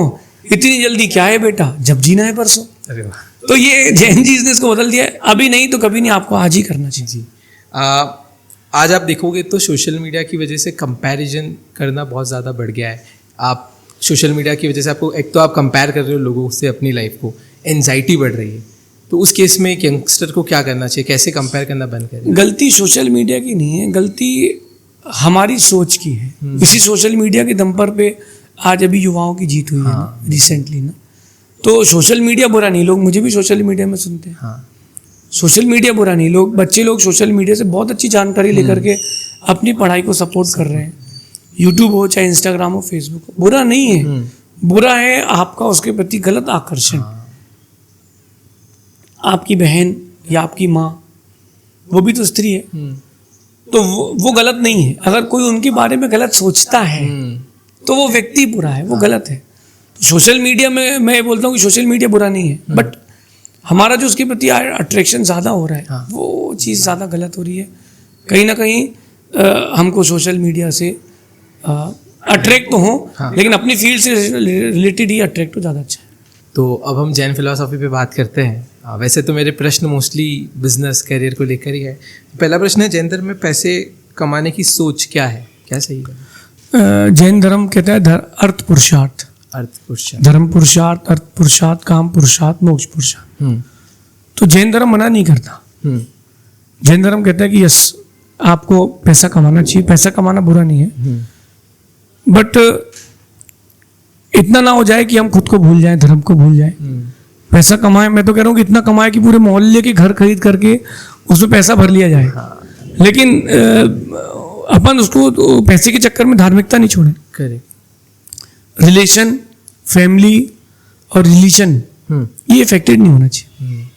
सेकेंड थिंग इज कि आज अपरिग्रह को अपनी लाइफ में कैसे फॉलो करें। पहले तो काफ़ी लोगों को शायद अपरिग्रह का मतलब नहीं पता होगा, तो आप एक शब्द में अगर अपरिग्रह बताना चाहें।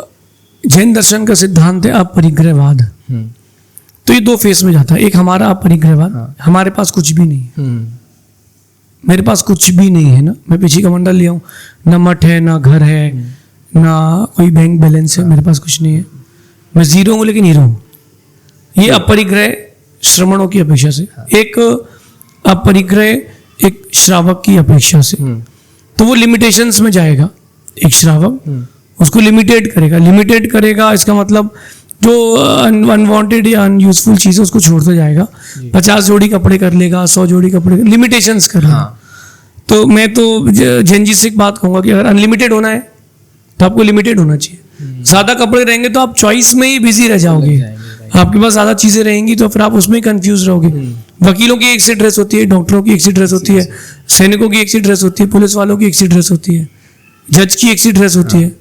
जब आप कहीं किसी स्टाफ के पास जाते हैं कोई बड़ी कंपनी में तो उनकी ड्रेस एक सी होती है। कारण यही होता है कि आपका माइंडसेट बिगड़े नहीं। जो बहुत बड़े बड़े बिजनेसमैन होते हैं वो एक कलर के कपड़े पहनना पसंद करते हैं। इससे क्या होता है कि वो उनका माइंड उस ओर नहीं जाता। तो अगर आप लिमिटेड रहेंगे तो आपकी सोच अनलिमिटेड हो सकती है। बिल्कुल, जैसे कि आपने कहा कि लिमिटेड चीज़ें रखनी है। आप देखेंगे कि फेसबुक का मालिक जो मेटा हो गया है वो हमेशा एक ही टी शर्ट पहनता है, उसके वॉर्डरोब में एक ही कलर की टी शर्ट्स है। तो क्योंकि वो यही बोलता है कि मेरे पास टाइम नहीं कि मेरे को आज क्या पहनना है, तो वो डेली एक ही टी शर्ट पहनता है, रिलैक्स रहता है आदमी। साहब मैं अच्छा उससे एक आपकी एक पहचान बनती है कि अगर आप एक बिजनेसमैन है और आप कुर्ता पजामा ही पहनते हैं और वो 3-4 कलर या एक कलर का ही पहनते हैं, तो किसी को अगर आपसे मिलना है या बात करना तो वो धीरे से बोलता है कि वो वहाँ जाना, आप रेड कुर्ते भैया देखेंगे, वो बात कर लेंगे, या गमछा रखे होंगे, टोपी लगाए होंगे, ऐसा करके। बिजनेस और अहिंसा में, बिजनेस और डेली लाइफ में हम अहिंसा कैसे फॉलो कर सकते हैं? बिजनेस और डेली लाइफ में देखिए ऐसा है कि अपनी अपनी योग्यता है, जो जितना कर सकता है उतना कर ले जी। एक गृहस्थ है, उसको कपड़े धोना है, पानी छानना है, सब्जी बनाना है, आग जलाना है, बहुत सारे काम होते हैं, तो जितना लिमिटेशन कर ले उतना कर ले, आप प्रयोजन नहीं हो। कई लोग क्या होता है वो घर के बाहर सड़क पे भी झाड़ू लगाते हैं, पानी डाल रहे हैं, रोड भी धो देता है बाद में। तो इतना कोई जरूरी नहीं रोड धोना, आप अपने घर तक की सफाई करें। तो जो अप्रयोजन भूत है जिसका कोई लेना देना नहीं है आपकी लाइफ से, वो वाली तो कम से कम हिंसा रोक लें। लोग ऑल आउट लगा के सोते हैं, कछुआ लगा के सोते हैं, गुड नाइट, तो आपकी तो नाइट गुड हो गई, बेचारे मच्छरों की बेड नाइट हो गई। आपने ऑल आउट किया, सब मर गए, तो आप पता नहीं लगा लेते हैं, वो ठीक है। और कुछ भी इम्प्लीमेंटेशंस कर सकते हैं, बट किसी की जान लेकर के ना ली जाए तो ज़्यादा अच्छा है। अच्छा, सेकंड थिंग इज ना, आजकल ईगो बहुत ज़्यादा, सभी में ईगो बढ़ गया है। यंगस्टर में, हम जैसे जेनजीज में तो बहुत ज़्यादा ईगो है। तो उसको सही करने का सबसे आसान तरीका क्या है कि ईगो को आप कंट्रोल कर सके?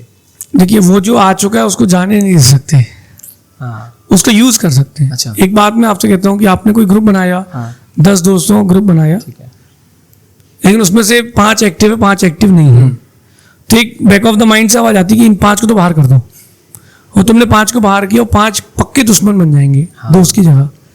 तो आप क्या करो, एक नया ग्रुप और बनाओ, उसमें जो एक्टिव उन मेंबर्स को ले लो और उस ग्रुप को वैसे ही छोड़ दो, डेड कर दो, वो ज़्यादा अच्छा रहेगा, क्योंकि इससे किसी को भी बुरा भी नहीं लगेगा, आपका काम भी चलेगा। तो यही मेरा कहना है कि अगर ये इस नीति से काम करेंगे तो ज़्यादा अच्छा रहेगा।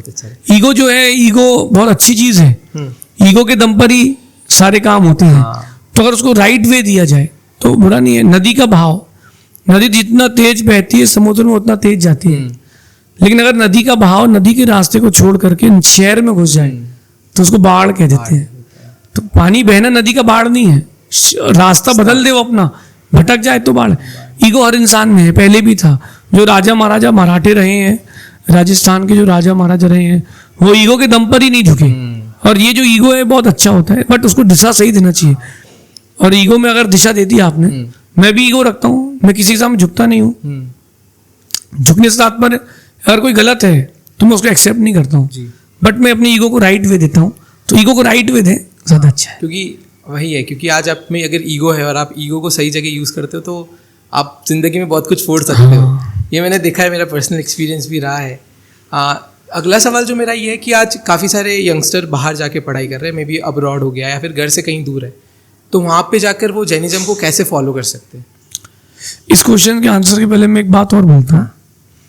मैं जो एक अच्छा वक्ता बना हूँ वो भी ईगो के कारण बना हूँ। अच्छा, ओ हाँ, मेरे से किसी ने बोल दिया था कि तुम अच्छे वक्ता नहीं बन सकते, अच्छे प्रवचनकार नहीं बन सकते। वो बात मेरे दिल में रह गई। फिर उस दिन मुझे गाना सुनाई दिया, बाजू में जहाँ मैं रुका था वहाँ पर शादी हो रही थी।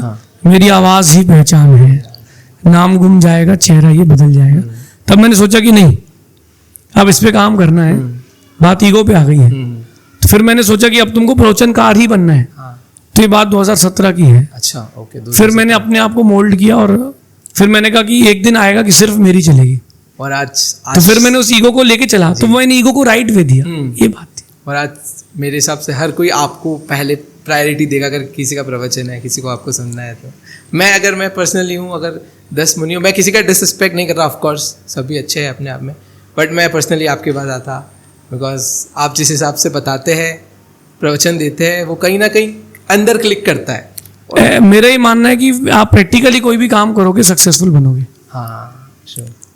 हाँ, तो मेरा जो नेक्स्ट प्रश्न है वो ये था कि कैसे अगर कोई जैन युवा बाहर है, कहीं भी पढ़ रहा है, अब्रॉड है या फिर किसी अदर स्टेट में, तो वहाँ पे रह के जैन धर्म को वो कैसे फॉलो कर सकता है? देखिए, हर जगह जैन मंदिर नहीं मिलेगा, हर जगह अभिषेक पूजा नहीं मिलेगी, कई बार उसी समय में क्लासेस भी रहेंगी। तो पहले प्रेफरेंस ऐसी जगह को दें जहाँ आपको धर्म मिले। हाँ। सेकंड बात मैं बोलूँगा कि अगर नहीं मिल पाती वैसी चीज़ें, तो अपन ऐसा करते हैं कि कुछ जो बेस्ट कर सकते हैं उस समय वो कर लें। दिन का आधा घंटा 1 घंटा अपन अपने धर्म के लिए निकाल लें, अथवा दिन में एक बार तो मंदिर चले ही जाएं। एटलीस्ट कम से कम अपन वो तो कर लें जो अपनी बेसिक चीज़ें हैं। अगर बेसिक चीज़ें भी कर लेते हैं तो भी बहुत चलेगा। अच्छा, अब जो अगले कुछ सवाल है थोड़े से कंट्रोवर्शियल है, बट मेरे को लगता है कि पूछने ज़रूरी है क्योंकि हम सबको इसका आंसर चाहिए। पहला तो ये कि मेरे को हाल ही में एक क्लिप दिखाई गई जिसमें एक बंदे ने कहा कि भगवान आदिनाथ जो है वो शिव जी के अवतार है, विष्णु के अवतार है। कहीं ना कहीं वो उनको जोड़ते हैं। मैं किसी धर्म का डिसरिस्पेक्ट नहीं कर रहा, अब मैं भी शिव जी को मानता हूँ, बट ये आपको नहीं लगता गलत हो रहा है हमारे ही भगवान को किसी और भगवान से? देखिए, मैं कहता हूँ कि ये माइक बहुत ख़राब चीज़ है। पहले के लोग कहते थे 100 बका और 1 लिखा। हाँ, यानी 100 बातें बोल दी और 1 लिख दी है तो ज़्यादा इफेक्टिव होती है। अब मैं कहता हूँ कि 100 लिखा और 100 बका। हाँ, जो आपने बोल दिया वो भी सब रिकॉर्ड हो रहा है। आजकल सब रिकॉर्ड कहीं आपकी आंखों के सामने हो रहा है, कहीं आपकी आंखों के पीछे हो रहा है। अगर आप अपने फोन में को सामने रख के 50 बार बोलो कि मुझे जूते लेना है, तो आपको जूते की ऐड आना चालू हो जाएगी। कहीं ना कहीं आपको सुन रहा है कोई ना। मैं आपसे बात बोलूंगा कि अगर कोई ऐसा कह देता है तो उसको थोड़ा एक बार जैन दर्शन पढ़ना चाहिए। मैं उस व्यक्ति को गलत नहीं कहूँगा, मैं कहूँगा कि थोड़ा और नॉलेज लेना चाहिए। वो अधूरा ज्ञान रह गया। भगवान आदिनाथ स्वामी को विष्णु से जोड़ने का कोई तात्पर्य नहीं है। जैन दर्शन में विष्णु, ब्रह्मा, विष्णु, महेश, इनकी कल्पना नहीं है। ये वैदिक दर्शन की कल्पना है। जैसे 10 लक्षण पर्युषण पर्व है, तो हिंदू लोग पर्युषण पर्व नहीं मनाते क्योंकि वो जैनों का पर्व है। और जो जैन लोग होते हैं वो गरबा या फिर नौ दुर्गा नहीं मनाते क्योंकि वो हिंदुओं का पर्व है। तो इसमें डिफरेंस है। तो ऐसी अपनी अपनी मान्यताओं में डिफरेंस है। जैन भारत में बहुत सारे धर्मों को स्थान है, बट जो जिस धर्म का नॉलेज रखता वो बोले। मेरे को अगर किसी दर्शन के बारे में ज्यादा नॉलेज नहीं है तो मैं नहीं बोलता हूँ, उस टॉपिक पर ही नहीं बोलता हूँ। गलत बोलने से आपकी ऑथेंटिसिटी खत्म होती है।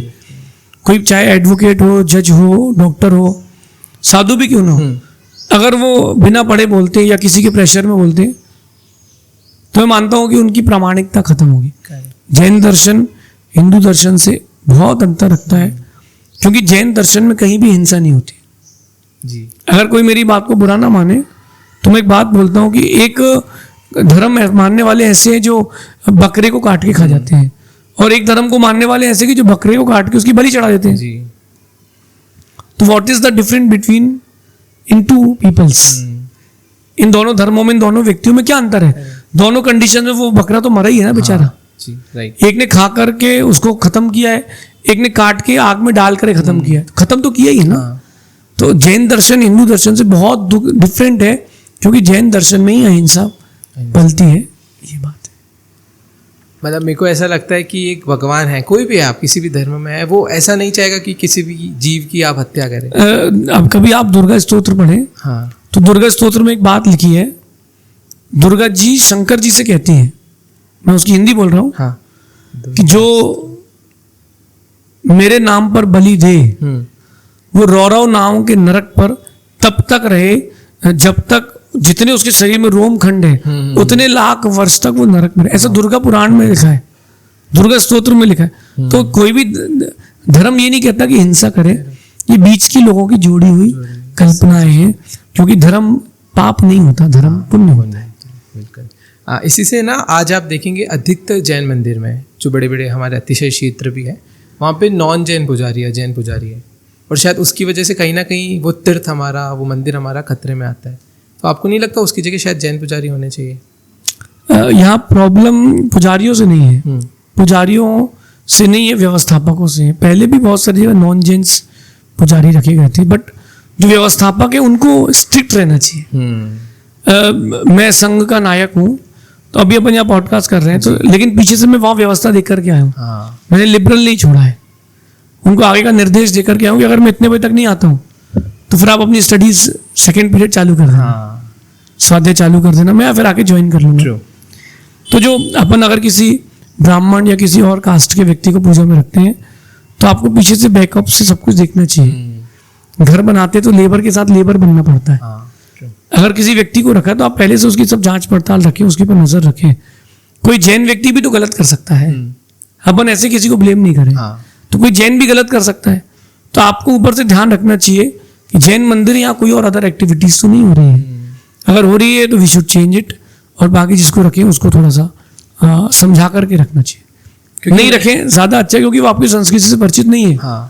फिर भी अगर रखते हैं तो समझा करके रखें। क्योंकि मैंने देखा है, मैं जिस जगह से आता हूँ वहाँ पर एक जैन मंदिर है जहाँ आचरण पुजारी है। ऑफकोर्स मैं टारगेट नहीं कर रहा किसी पुजारियों को, बट मैंने ऐसा देखा है कई लोगों को कि वो पुजारी पहले पूछते हैं आप जैन हो या हिंदू हो, तो अगर वो बोलते हैं जैन है तो बोलते हैं आदिनाथ भगवान है, हिंदू है तो बोलते हैं ये विष्णु जी है। तब मुझे लगता है कि यार एक तो जैन मंदिर और आप ऐसा बोल रहे हो। देखिए वो सब मनी माइंडेड लोग हैं। और वो चाहे कोई भी क्षेत्र हो, जैनों के जो क्षेत्र गए हैं वो जैनों की गलती से गए हैं, वो आपस में ही लड़ते रह गए।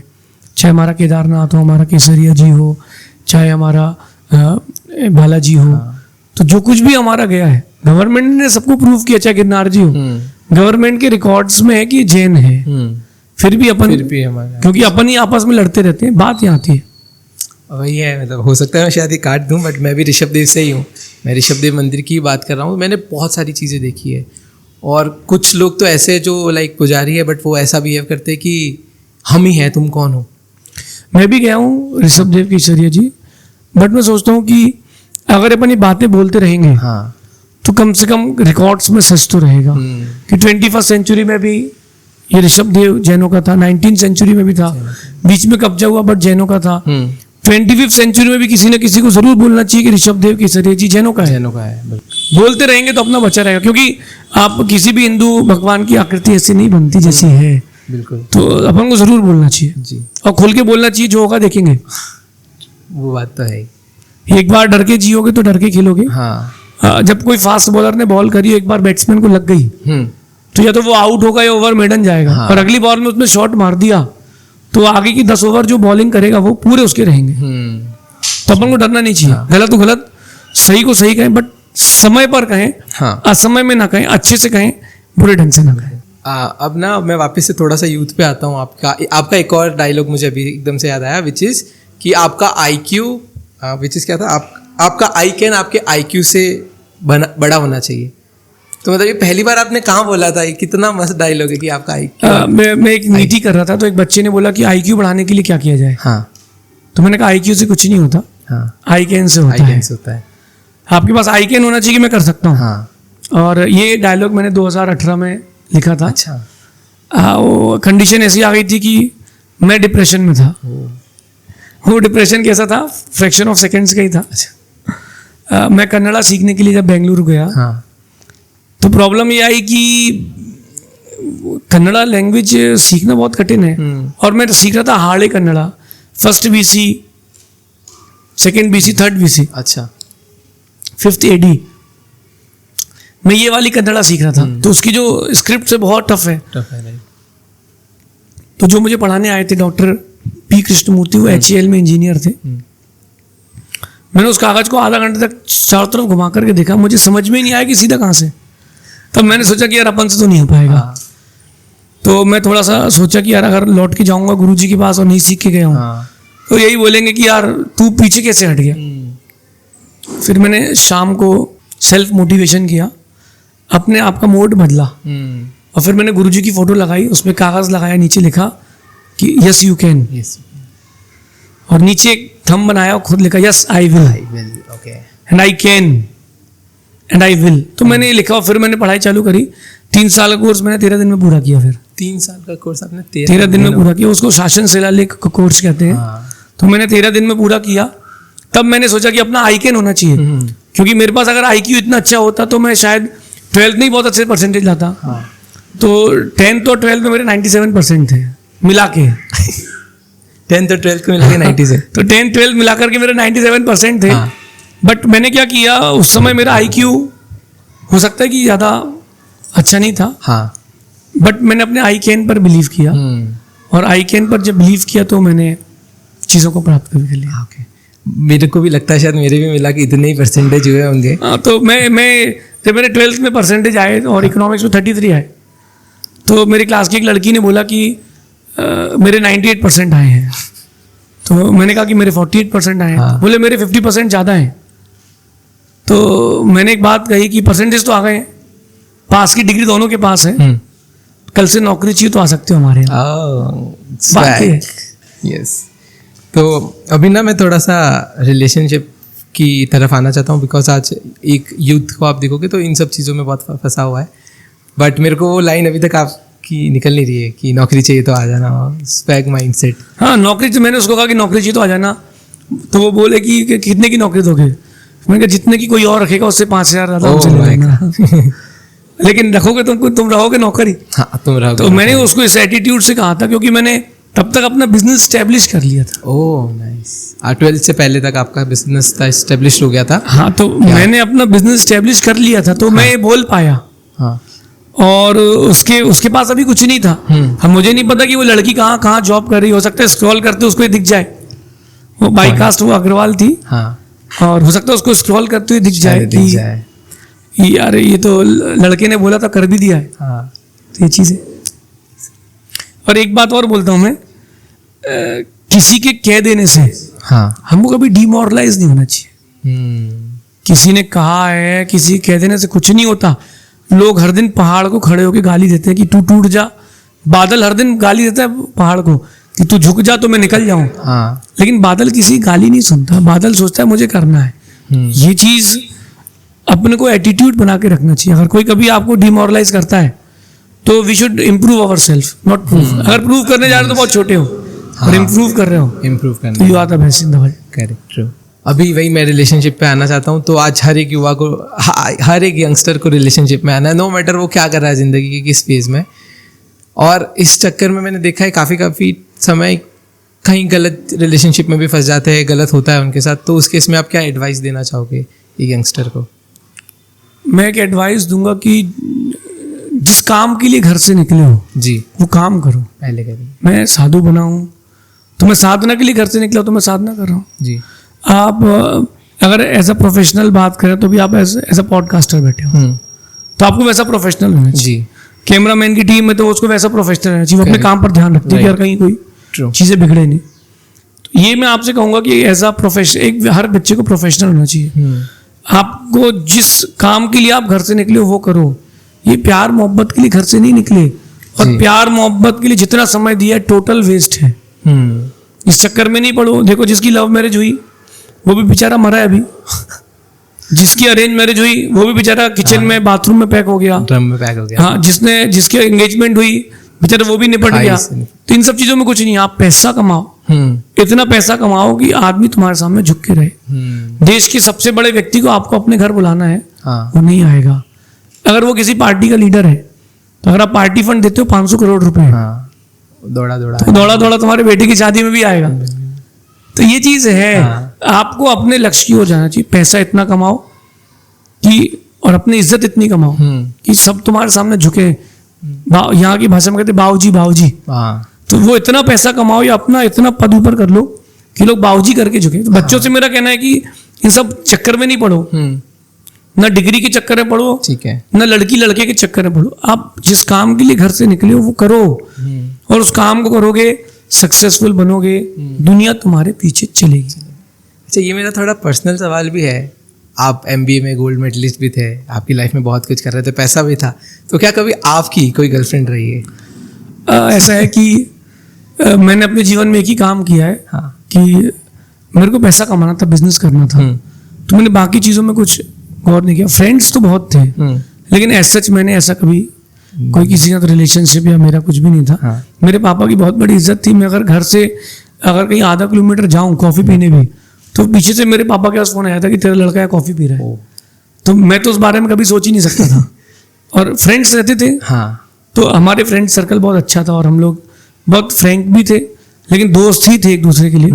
कभी ऐसा काम नहीं किया, क्योंकि उसके बाद जो अंदर रिग्रेट होता है व्यक्ति को, वो जीवन में कभी नहीं जाता। वो इमोशनली इतना डिटॉक्स रहता है कि मैंने किसी के साथ गलत कर दिया, तो वो व्यक्ति फिर खाली नहीं हो पाता। और ना इसी से आप देखेंगे आज यंगस्टर को उनके पेरेंट्स बहुत ज़्यादा प्रेशराइज करते हैं, स्पेशली लड़की को एक एज के बाद कि शादी कर ले, अब उसको आपकी ज़िंदगी में बहुत कुछ करना बच रहा है, वो शायद अभी कॉलेज में ही है, फिर भी घर वालों का बहुत प्रेशर रहता है आजकल। उस केस में आप घर वालों से क्या कहना चाहेंगे? नहीं, इस केस को मैं थोड़ा दूसरी तरफ से हैंडल करता हूँ। जिसको जो रोल प्ले मिला है ना, उसको वो करना चाहिए। आपकी भी माँ है, उनकी भी माँ रही और उनकी भी माँ रही। बिल्कुल। तो सबसे बेस्ट प्रोफेशन अगर लड़कियों के लिए कोई है तो वो हाउसवाइफ का है। अच्छा। हाँ, इसीलिए क्योंकि प्रकृति ने हर किसी को कुछ न कुछ काम के लिए भेजा है ना। तो आदमी पैसा कमाने के लिए बनाया गया है, और जो औरत है वो घर बनाने के लिए बनाई गई है। बच्चों को संस्कार देना शायद पैसे कमाने से बहुत बड़ा है। बच्चों को जन्म देना पैसा कमाने से बहुत बड़ा है। ईंट चूने की जो दीवारें हैं उनको घर बनाना वो पैसा कमाने से बहुत बड़ा है। तो ये जो एक माँ का रोल है, एक लेडी का रोल है, पढ़ाई करें नॉट बैड, बट अपन को थोड़ा सा मैच्योर होना पड़ेगा आज के समय में। किसी बुजुर्ग ने मेरे से बहुत अच्छी बात कही और मुझे यहाँ रह गई। उन्होंने कहा कि आज के समय में 15-17 साल का बच्चा रिलेशनशिप के लिए जा रहा है। जी, आप देखो 15-17-18-20 साल का बच्चा रिलेशन बनाना चाह रहा है, पार्टनर ढूंढ रहा है। जब वो ढूंढ रहा है तो शादी कर दो उसकी उसी एज में। वो तो ढूंढ रहा है ना पार्टनर, तो आप उसकी शादी कर दो, ज्यादा बेटर है। पहले क्या होता था, 15 साल में 16 साल में शादी होती थी, 18-19 में बच्चे हो जाते थे। इतना मैच्योरिटी बॉडी में रहती है फीमेल्स की कि वो संतान को जन्म दे सकती है। लेकिन अपन देखें अगर तो 15 से 17 साल का बच्चा जब अपना पेयर ढूंढने निकलता है, तो अगर अपन 20 साल में उसकी शादी करके पेयर बना दें जी, तो ज्यादा अच्छा है। बिल्कुल, ताकि वो बिगड़ेगा नहीं। दो घर, दो परिवार, दो मानसिकताएं बनी रहेंगी अच्छी, ऐसा है। और अभी आपने कहा ना कि शादी कर लेनी चाहिए, और आपने कहा कि लड़कियों को हाउसवाइफ ही रहना चाहिए। आपको नहीं लगता थोड़ा सा कंट्रोवर्शियल स्टेटमेंट? आज 21वीं सदी है, हर कोई फाइनेंशियली फ्रीडम चाहता है, हर कोई चाहता है कि अगर देखिए एक लड़की के पॉइंट ऑफ व्यू से मैं सोचूं तो उसको ये चाहिए कि मैं अगर पैसा कमा रही हूँ तो मैं अपने आप पे भी निर्भर हूँ एक बार के लिए। आत्मनिर्भर होना अच्छी बात है। तो पति का जो पैसा है वो तुम्हारा ही है जी। जब वो 7 फेरे हुए जाते हैं तो ये सबसे पहले ही कहा जाता है कि ये जो तुम्हारा है वो सब हमारा है जी। हाँ, तो उसको आप लाए हो विवाह करके, तो वो सब इसीलिए लाए हो। बिल्कुल। हो सकता है अगर किसी को मेरी बात पे अगर कंट्रोवर्सी लगे, तो मैं एक बात और कहता हूँ कि कहीं ना कहीं लोग कहते हैं कि आप अपने पैरों पे नहीं खड़े हैं, तो किसके पैरों पे खड़े हो? पढ़ाई करना वो बैकअप है लाइफ का। अगर कोई प्रॉब्लम आ गई तो उसके लिए वो पढ़ाई के साथ प्रॉब्लम क्यों आ रही है? 8th क्लास से 10th क्लास से बच्चे को बाहर पढ़ने भेजती है अकेले, उसको अकेले रहने की आदत हो जाती है, और यहीं से रिलेशनशिप में प्रॉब्लम आती है। एक लड़का 1 करोड़ रुपए कमाता है, उसकी वाइफ 50-80 लाख रुपए कमाती है, फिर वो वाइफ कहती है कि भाई तुम भी काम करो घर पे, मैं ही अकेले क्यों करूं? तो यहाँ फिर ईगो भी क्लैश होता है। अगर एक हाउसवाइफ और एक बिजनेस कर रहा है तो बहुत अच्छे से जिंदगी चलती है। अगर आप मेरी बात को अगर कोई शांत मन से सोचे तो आपको एक चीज मिलेगी कि अगर घर परिवार में शांति चाहिए तो ये होगा, जब से दोनों पढ़ रहे हैं, दोनों कमा रहे हैं, डिवोर्स रेट बढ़ गया है।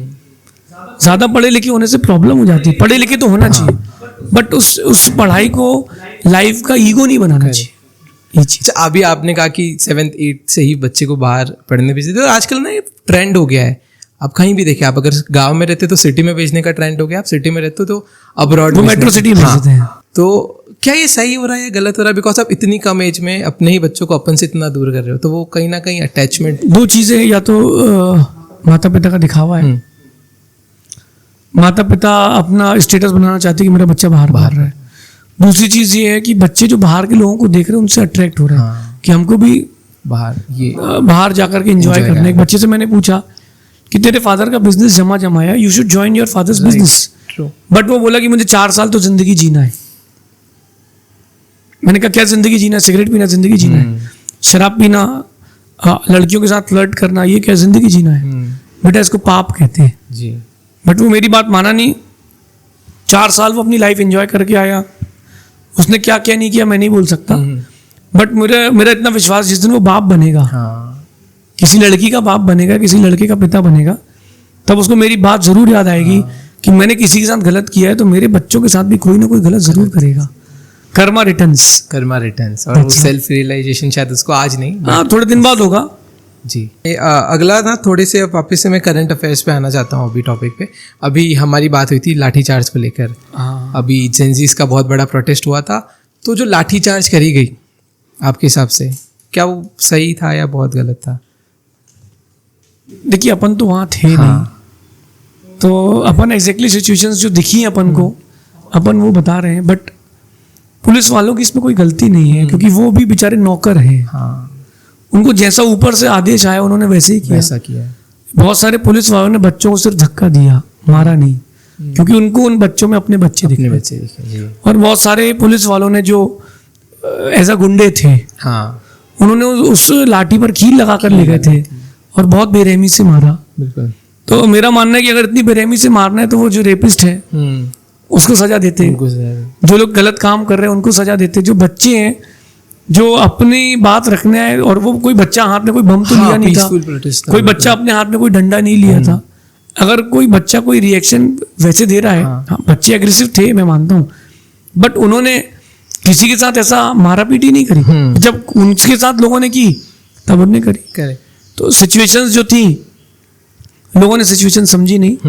मेरा कहना है कि मारपीट से बात नहीं बनती।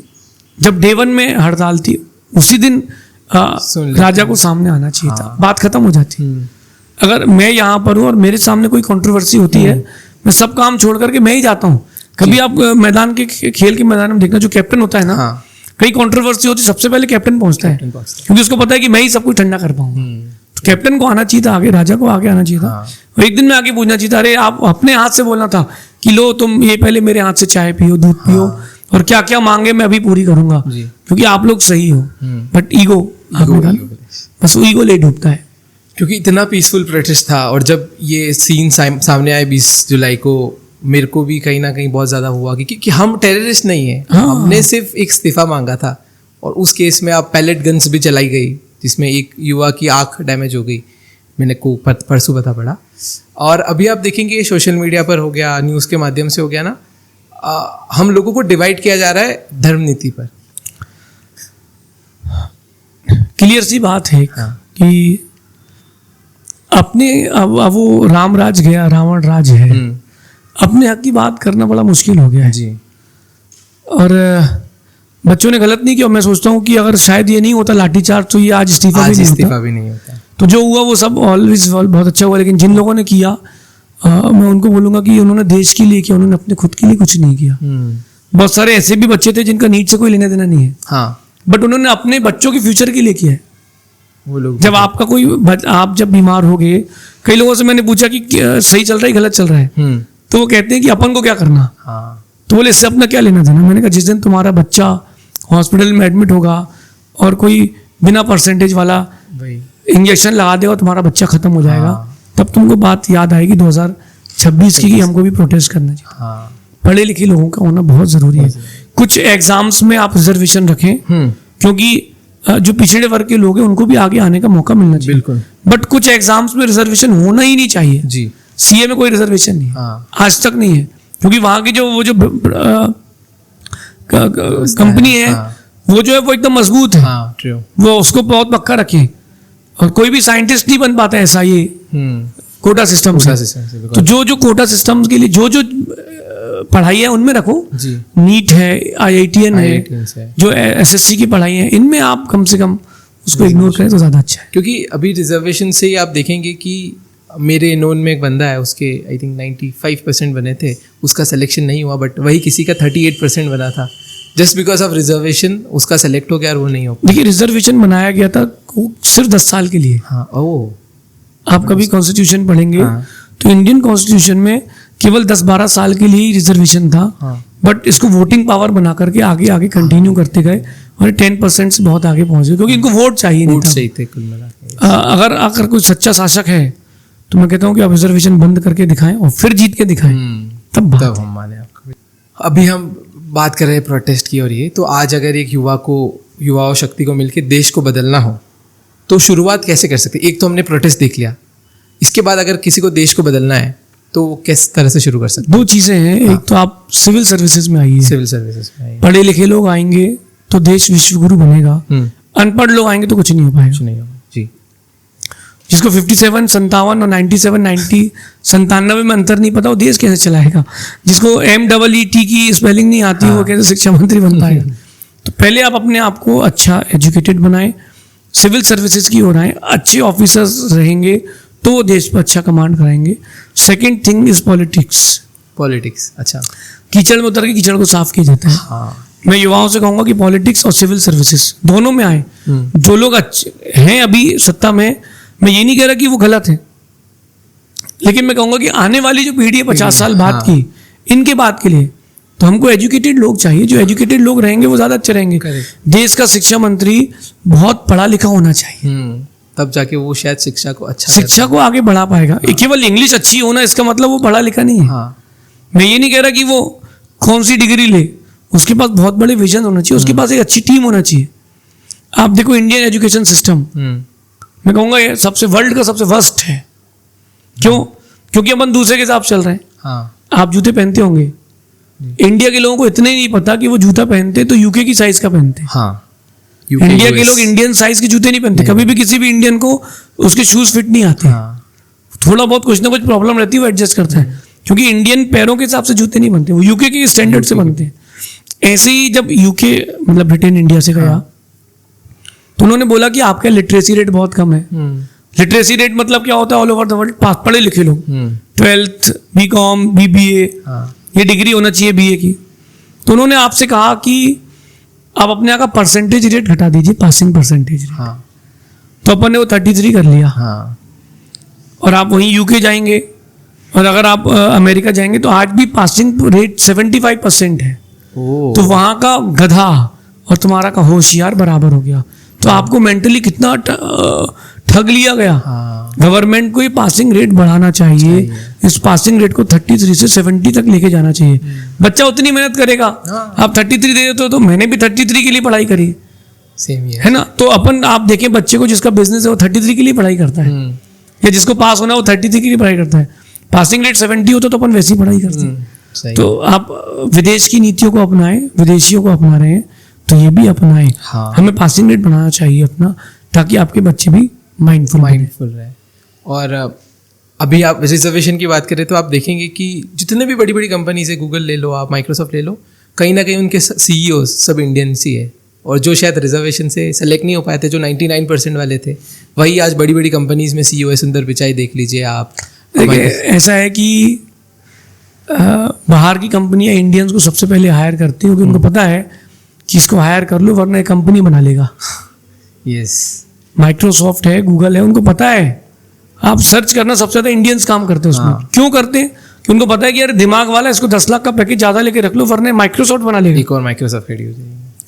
तो इंडियंस में दिमाग बहुत है, बट कहीं ना कहीं पॉलिटिक्स और ये कोटा सिस्टम हावी हो जाता है। वही मतलब आपने बोला ना 67, 57, काफी लोगों को शायद नहीं पता होगा, बट आप देख लेना यूट्यूब में, नाम नहीं लेना चाहूंगा किसी का। वो तो मालूम चल जाएगा। और भी बहुत सारी चीजें हैं। जैसे एक नेता ने बोल दिया कि 1960 में अगर वल्लभ भाई पटेल होते तो शायद भारत का कुछ और ही होता। उनको लोगों ने वोट नहीं दिया, अरे वो तो पहले ही मर गए थे भाई साहब। हाँ मैंने सुना था ये। तो ये चीजें हैं, लोग अपने आप को एक्सपोज कर रहे हैं बट उनके पास नॉलेज नहीं है, भाग गए तो बैठे। एक छोटी सी बात कहता हूँ, अकबर ने बीरबल से कहा कि बुद्धि बड़ी होती है कि भाग्य? तो बीरबल ने कहा कि राजन बुद्धि बड़ी होती है। ऐसा आपको लगता है? ऐसा आपको लगता है? बीरबल ने अकबर से बोला कि बुद्धि बड़ी होती है, ऐसा आपको लगता है? मुझे देखिए बोल रहे हो। हाँ। लेकिन मैं कहता हूं कि भाग्य बड़ा होता है। अकबर कहता नहीं, बुद्धि बड़ी होती है, भाग्य छोटा होता है। फिर बीरबल थोड़ा सा हाइपर होकर कहता है कि सुनो, ऐसा है कि बुद्धि तो तुमसे ज्यादा हमारी है, लेकिन भाग्य तेज है तो गद्दी पर बैठे। तो ये भाग्य है जो गद्दी पर बैठे, वरना बुद्धि तो और भी लोगों के पास है। तो भाग्य से मेरे को एक बात बताएंगे आप, भाग्य अगर हमको बढ़ाना है, अच्छा करना है तो क्या कर सकते हैं? देखिए, रिलीजियस होना चाहिए, रिलीजियस होना है, कोई ना कोई व्रत करना चाहिए, त्याग तपस्या करना चाहिए। आप भगवान की आराधना करें, पाठ करें, उनके प्रति श्रद्धा रखें, गुरुओं की सेवा करें, मन में एकदम शांत परिणाम रखें। काम करना है लेकिन मन एकदम उद्वेलित नहीं होना चाहिए। अभी जब इतने सारे सीन्स दिखे बच्चों को पीटते हुए, तब मैं एकदम गुस्से में नहीं आया। मैंने सोचा कि मुझे करना क्या है, मुझे क्या बोलना है। मुझे भी अपने वक्तव्य को बहुत संभाल के बोलना है, क्योंकि मैं भी धर्म गुरु। तो अपने मन को संभाल के रखना है, संक्लेशता नहीं करना है, दया करें, भाग्य जरूर बढ़ेगा। बिल्कुल। अब मुझे पता है कि हम समय की सीमा बहुत ज़्यादा हो चुकी है, कुछ आखिरी 2-5 प्रश्न है मेरे। आज आप देखेंगे कि जैन समाज में एकता की बहुत कमी है। जो हम तीर्थ रक्षा की बात कर रहे थे, किसी भी चीज़ को लेकर बोलेंगे तो वो एकता नहीं है। तो उस एकता को रखने के लिए, एकता बनाने के लिए हमको क्या करना रहेगा? अच्छा लीडर चाहिए, बस अच्छा लीडर चाहिए, कुछ भी नहीं चाहिए, एक अच्छा लीडर चाहिए। मैंने एक बचपन में कहानी पढ़ी थी जी कि बंदरों के झुंड में एक चीता घुस गया। चीता पावरफुल था और उसने एक फीमेल जो मंकी थी उसको पकड़ लिया। ठीक है। सभी भाग रहे थे, उस भीड़ में से जो उनका लीडर था वो उचक के पीछे आया और उसने उसकी पीठ पे वार किया। उसको देख करके 4 और आए, उन 4 को देख करके 40 आए, 40 को देख करके वो 400 मुड़ गए और उन 400 ने मिलकर के उस चीते का शिकार कर दिया। एक अच्छा लीडर जब तक पीछे मुड़ के नहीं आएगा तब तक काम नहीं बनेगा। आज हमारे जैन समाज में लीडर की कमी है। कोई पैसे में लगाए, कोई ईगो में लगाए, कोई संत में लगाए, कोई पंथ में लगाए। एक बार एक अच्छे लीडर की तलाश करें और उस लीडर के अनुसार चल दें बस। और मैं कहता हूं कि फिर आप देखो कि बहुत कुछ हो सकता है। ठीक, अच्छे लीडर की तलाश है, साधुओं में भी और एक श्रावकों में भी। तो दोनों जगह एक अच्छे लीडर की तलाश है जो किसी पक्ष को सपोर्ट नहीं करे, वो केवल जैन दर्शन को सपोर्ट करे। और मेरा मानना है कि जैन दर्शन वापस फिर से वैसे एक अच्छा अगर लीडर हुआ तो वो संभाल के रख सकता है। आप कुछ गलत कर रहे हो, वो आपको गाइड कर सकता है कि ऐसा नहीं करना। लीडर जो होता है वो लीडर ही होता है, वो आपको कभी गिरने नहीं देगा। बट उस लीडर की तलाश है। अगर कोई अच्छा व्यक्ति है तो उसको आगे आने नहीं दिया जाता। यहाँ पे पॉलिटिक्स हो जाती है, ऐसे हो जाता। अच्छा, ये अगला जो प्रश्न है वो मेरा पर्सनल प्रश्न है। अगले साल आपने जिया अवार्ड फंक्शन का स्टार्ट किया था, मेरे को नहीं पता था इससे पहले, आज से 6 महीने पहले तक मुझे नहीं पता था ऐसा कुछ अवार्ड फंक्शन भी है। तो जिन लोगों को नहीं पता जिया के बारे में या जिन्होंने नया जिया के बारे में सुना है, तो आप उसे कैसे बताएंगे और ये आपने क्यों स्टार्ट किया, इसका पीछे का उद्देश्य क्या था आपका? जितने बच्चे हमारे जैन दर्शन को प्रमोट करते हैं सोशल मीडिया पे, तो उनके घर के फैमिली के मेंबर्स को, रिश्तेदारों को ये लगता है कि ये तो बस वीडियो बना के डाल रहा है, क्या कर रहा है, कोई टाइम पास कर रहा है। हो सकता है आपके रिलेटिव्स को भी लगे यार क्या पॉडकास्ट करता था, ये तो इंटरव्यू करने वाला बन गया है, रिपोर्टर बन गया है। वो बहुत सारे पुराने लोगों को होता है। लेकिन उन बच्चों के अंदर आप देखो कि उनके बच्चों ने अपना समय निकाल करके जैनिज्म के लिए काम किया है, जो अपने चैनल्स को मोनेटाइज नहीं किए, जो पैसे के लिए नहीं, जैन दर्शन के लिए जी रहे हैं। तो मैं सोच रहा कि उन बच्चों को एक बार सम्मान करते हैं जी। तो जैन आइकन अवार्ड्स करके मैंने निकाला और मेरा बहुत मन था कि मैं बच्चों को सपोर्ट करूं और मेरा एक्सपेरिमेंट बहुत सक्सेसफुल रहा। लास्ट ईयर जिनको मैंने सम्मानित किया था वो 5x तक अपने फॉलोअर्स को ले जा चुके हैं। एक छोटे से बच्चे को मैंने सम्मानित किया था, उसके 1200 फॉलोअर्स थे, आज उसके 22,000 फॉलोअर। तो उसने मेहनत करी अपने पढ़ाई के साथ, अपने बिजनेस के साथ, उसने ये भी मैनेज किया है। तो उसने मैनेज किया, यहाँ तक पहुंचा है। और मेरा ये तो मन था कि 500-700 पेजेस ही हैं जैनिज्म से रिलेटेड, वो 5000 हो जाए। और वो कई हद तक बड़े भी है इसकी वजह से। हाँ, बहुत बड़े हैं। उन बच्चों को सम्मान देने के लिए मैंने कुछ किया और इस बार शायद बहुत बड़े राजस्थान के एक व्यक्तित्व को सम्मान देने का अवसर मिल रहा है। कल मेरी उनसे बहुत गहरी बात हुई। अच्छा, अब वो नाम अभी इसलिए नहीं बोलते ताकि वो थोड़ा सा रहे, सस्पेंस रहे, बट जिन भी बच्चों को सम्मान मिलेगा वो ये बोलेंगे कि हमको राजस्थान के किसी राजा महाराजा ने, रानी ने अवार्ड दिया है। आप बोल रहे थे ना कि घर के लोग ही शायद ताने मारते, तो ये चीज है कि जैन आइकन अवार्ड्स में क्या है कि बच्चे को सम्मान मिलता है। जब वो बच्चों को अवार्ड्स मिला ना, तो जब घर गए तो उन्होंने अपने घर की वीडियो भेजी कि उसकी माँ ने उसका तिलक किया और पूरे मोहल्ले के लोग इकट्ठे हो गए कि तू जैन आइकन अवार्ड लेके आया है। एक जिस बच्चे का मैंने सम्मान किया था 1200 फॉलोअर से, वो जो समाज का अध्यक्ष था उसको पूछता नहीं था कि तुम बैकवर्ड हो, और वो पूरे बैंड वाइज उसको लेने गए थे स्टेशन कि बेटा तू अवार्ड लेके आया है। तो मैं सोच रहा हूँ कि उस अवार्ड को मैं इतना स्पेशल बना दूं कि बच्चे अपने आप को फील करे कि अपन ने कुछ किया है, मैंने कुछ हासिल किया है, और फिर वो इसके लिए डेडिकेटेड होकर काम करेंगे तो हम अपने जैन दर्शन को नेक्स्ट लेवल तक पहुंचा सकते हैं। इस बार 14, 15, 16 अगस्त को ये Jain icon awards, second Jain icon award 2026 रखा गया है, और मेरा विश्वास है कि हम बहुत कुछ इसमें आगे लेके जाएंगे। केवल इन्फ्लुएंसर के लिए ही है, इस बार अपन सोशल सर्विस के लिए भी करेंगे, फिर IPS IAS बच्चों के लिए भी करेंगे। आगे जाकर के हमारे मन है कि जो देश के लिए अच्छा कर रहे हैं उनके लिए भी हम इसको आगे लेके जाएंगे। थोड़ा समय लगेगा, लेकिन ट्रेन जल्दी अच्छी बनेगी। वही है ना, धीरे आपने बताया कि धीरे धीरे आप जैसे स्टेप करोगे उतना ज्यादा आप आगे। मेरा सोचना है कि धीरे चलें, लेकिन जितने कदम आगे बढ़ा चुके हैं हम पीछे मुड़ के नहीं देखेंगे। और आपने जब बताया था कि अपने ही लोग आपको ताने मारते, तो मेरे को भी किसी दूर के फैमिली वाले ने कहा था, ये क्या तू धर्म की वीडियो बना रहा है, ये बूढ़े लोगों का काम है, तू भी नौकरी कर। बट जब मेरे को भी शायद मेरा पहला अवार्ड मिला था तो वही शायद सबसे सामने आया था, बधाई दे रहा था, तो मुझे भी काफ़ी अच्छा लगा कि हाँ कुछ मिला है। जब ये जैन आइकन अवार्ड्स होता है तो बच्चों को हम कुछ कैश भी देते हैं, उनको अवार्ड्स भी देते हैं, लेकिन मैंने टीम से कहा कि 5-10 हज़ार रुपये के लिए कोई अवार्ड लेने नहीं आता। वो बात इज्जत की होती है कि मुझे इतने बड़े स्टेज पर बैठ करके मुझे कुछ मिला है।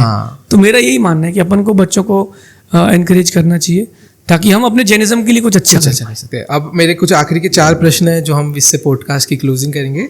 अगर आज आपको युवा को एक लाइन में एक संदेश देना है जो आज के जेनजीज है, तो आप क्या देना चाहेंगे? मैं कहूँगा कि लक्ष्य बनाओ जीवन का और उस लक्ष्य पर जियो, दिखावे में मत जाओ।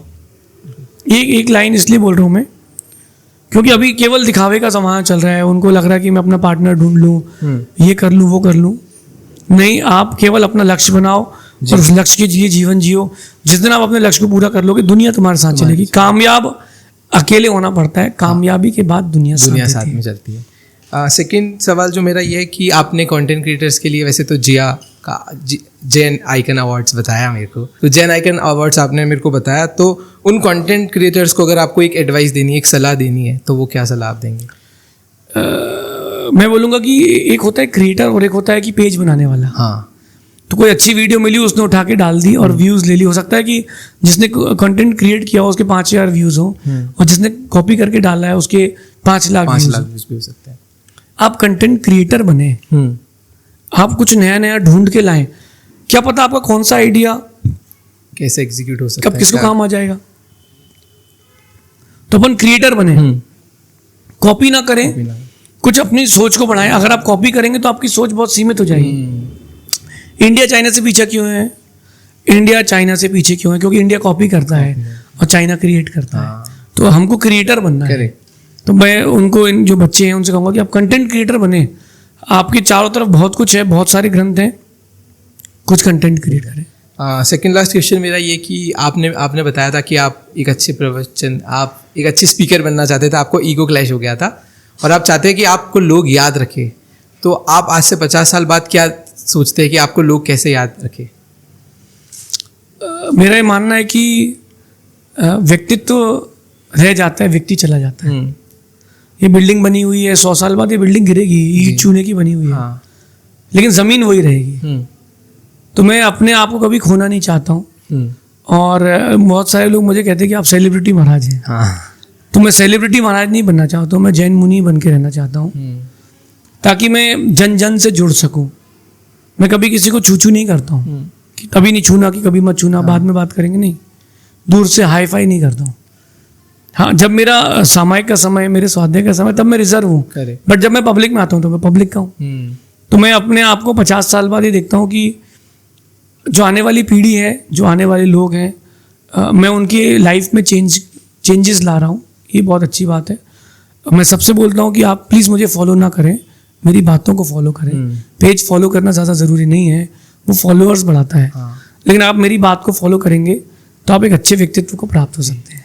जो मेरा आखिरी प्रश्न है वो ये है कि आज मुनि आदित्य सागर जी को अगर एक टाइम मशीन मिल जाती है और वो पास्ट में पीछे जा सकते हैं, भविष्य भूतकाल में, और आपके उस व्यक्ति को बोलते जो MBA कर रहा है, आप ही को आप बोलते हैं, तो वो ऐसा क्या सवाल होगा, ऐसी क्या एडवाइस होगी जो आप उसे उस टाइम देंगे? अगर मैं उस सन्मति को एडवाइस देता, हाँ, तो मैं उसको ये कहता कि कंसंट्रेशन और रखो, कंसंट्रेशन और रखो, और काम को और डेडिकेशन से करो। जितनी तुम्हारी इफिशिएंसी उससे कम काम कर रहे हो।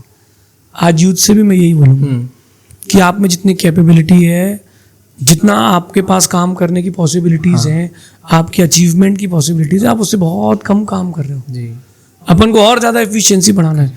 100% डेडिकेशन दोगे तो 100% सक्सेस मिलेगी। 80% डेडिकेशन दोगे तो 80% मिलेगी। 80 नंबर का मार्क्स का पेपर करके आओगे तो आपको 50-60 से ज़्यादा नहीं मिलेंगे। 100 का करके आओगे तो आपको उतनी गुंजाइश रहेगी।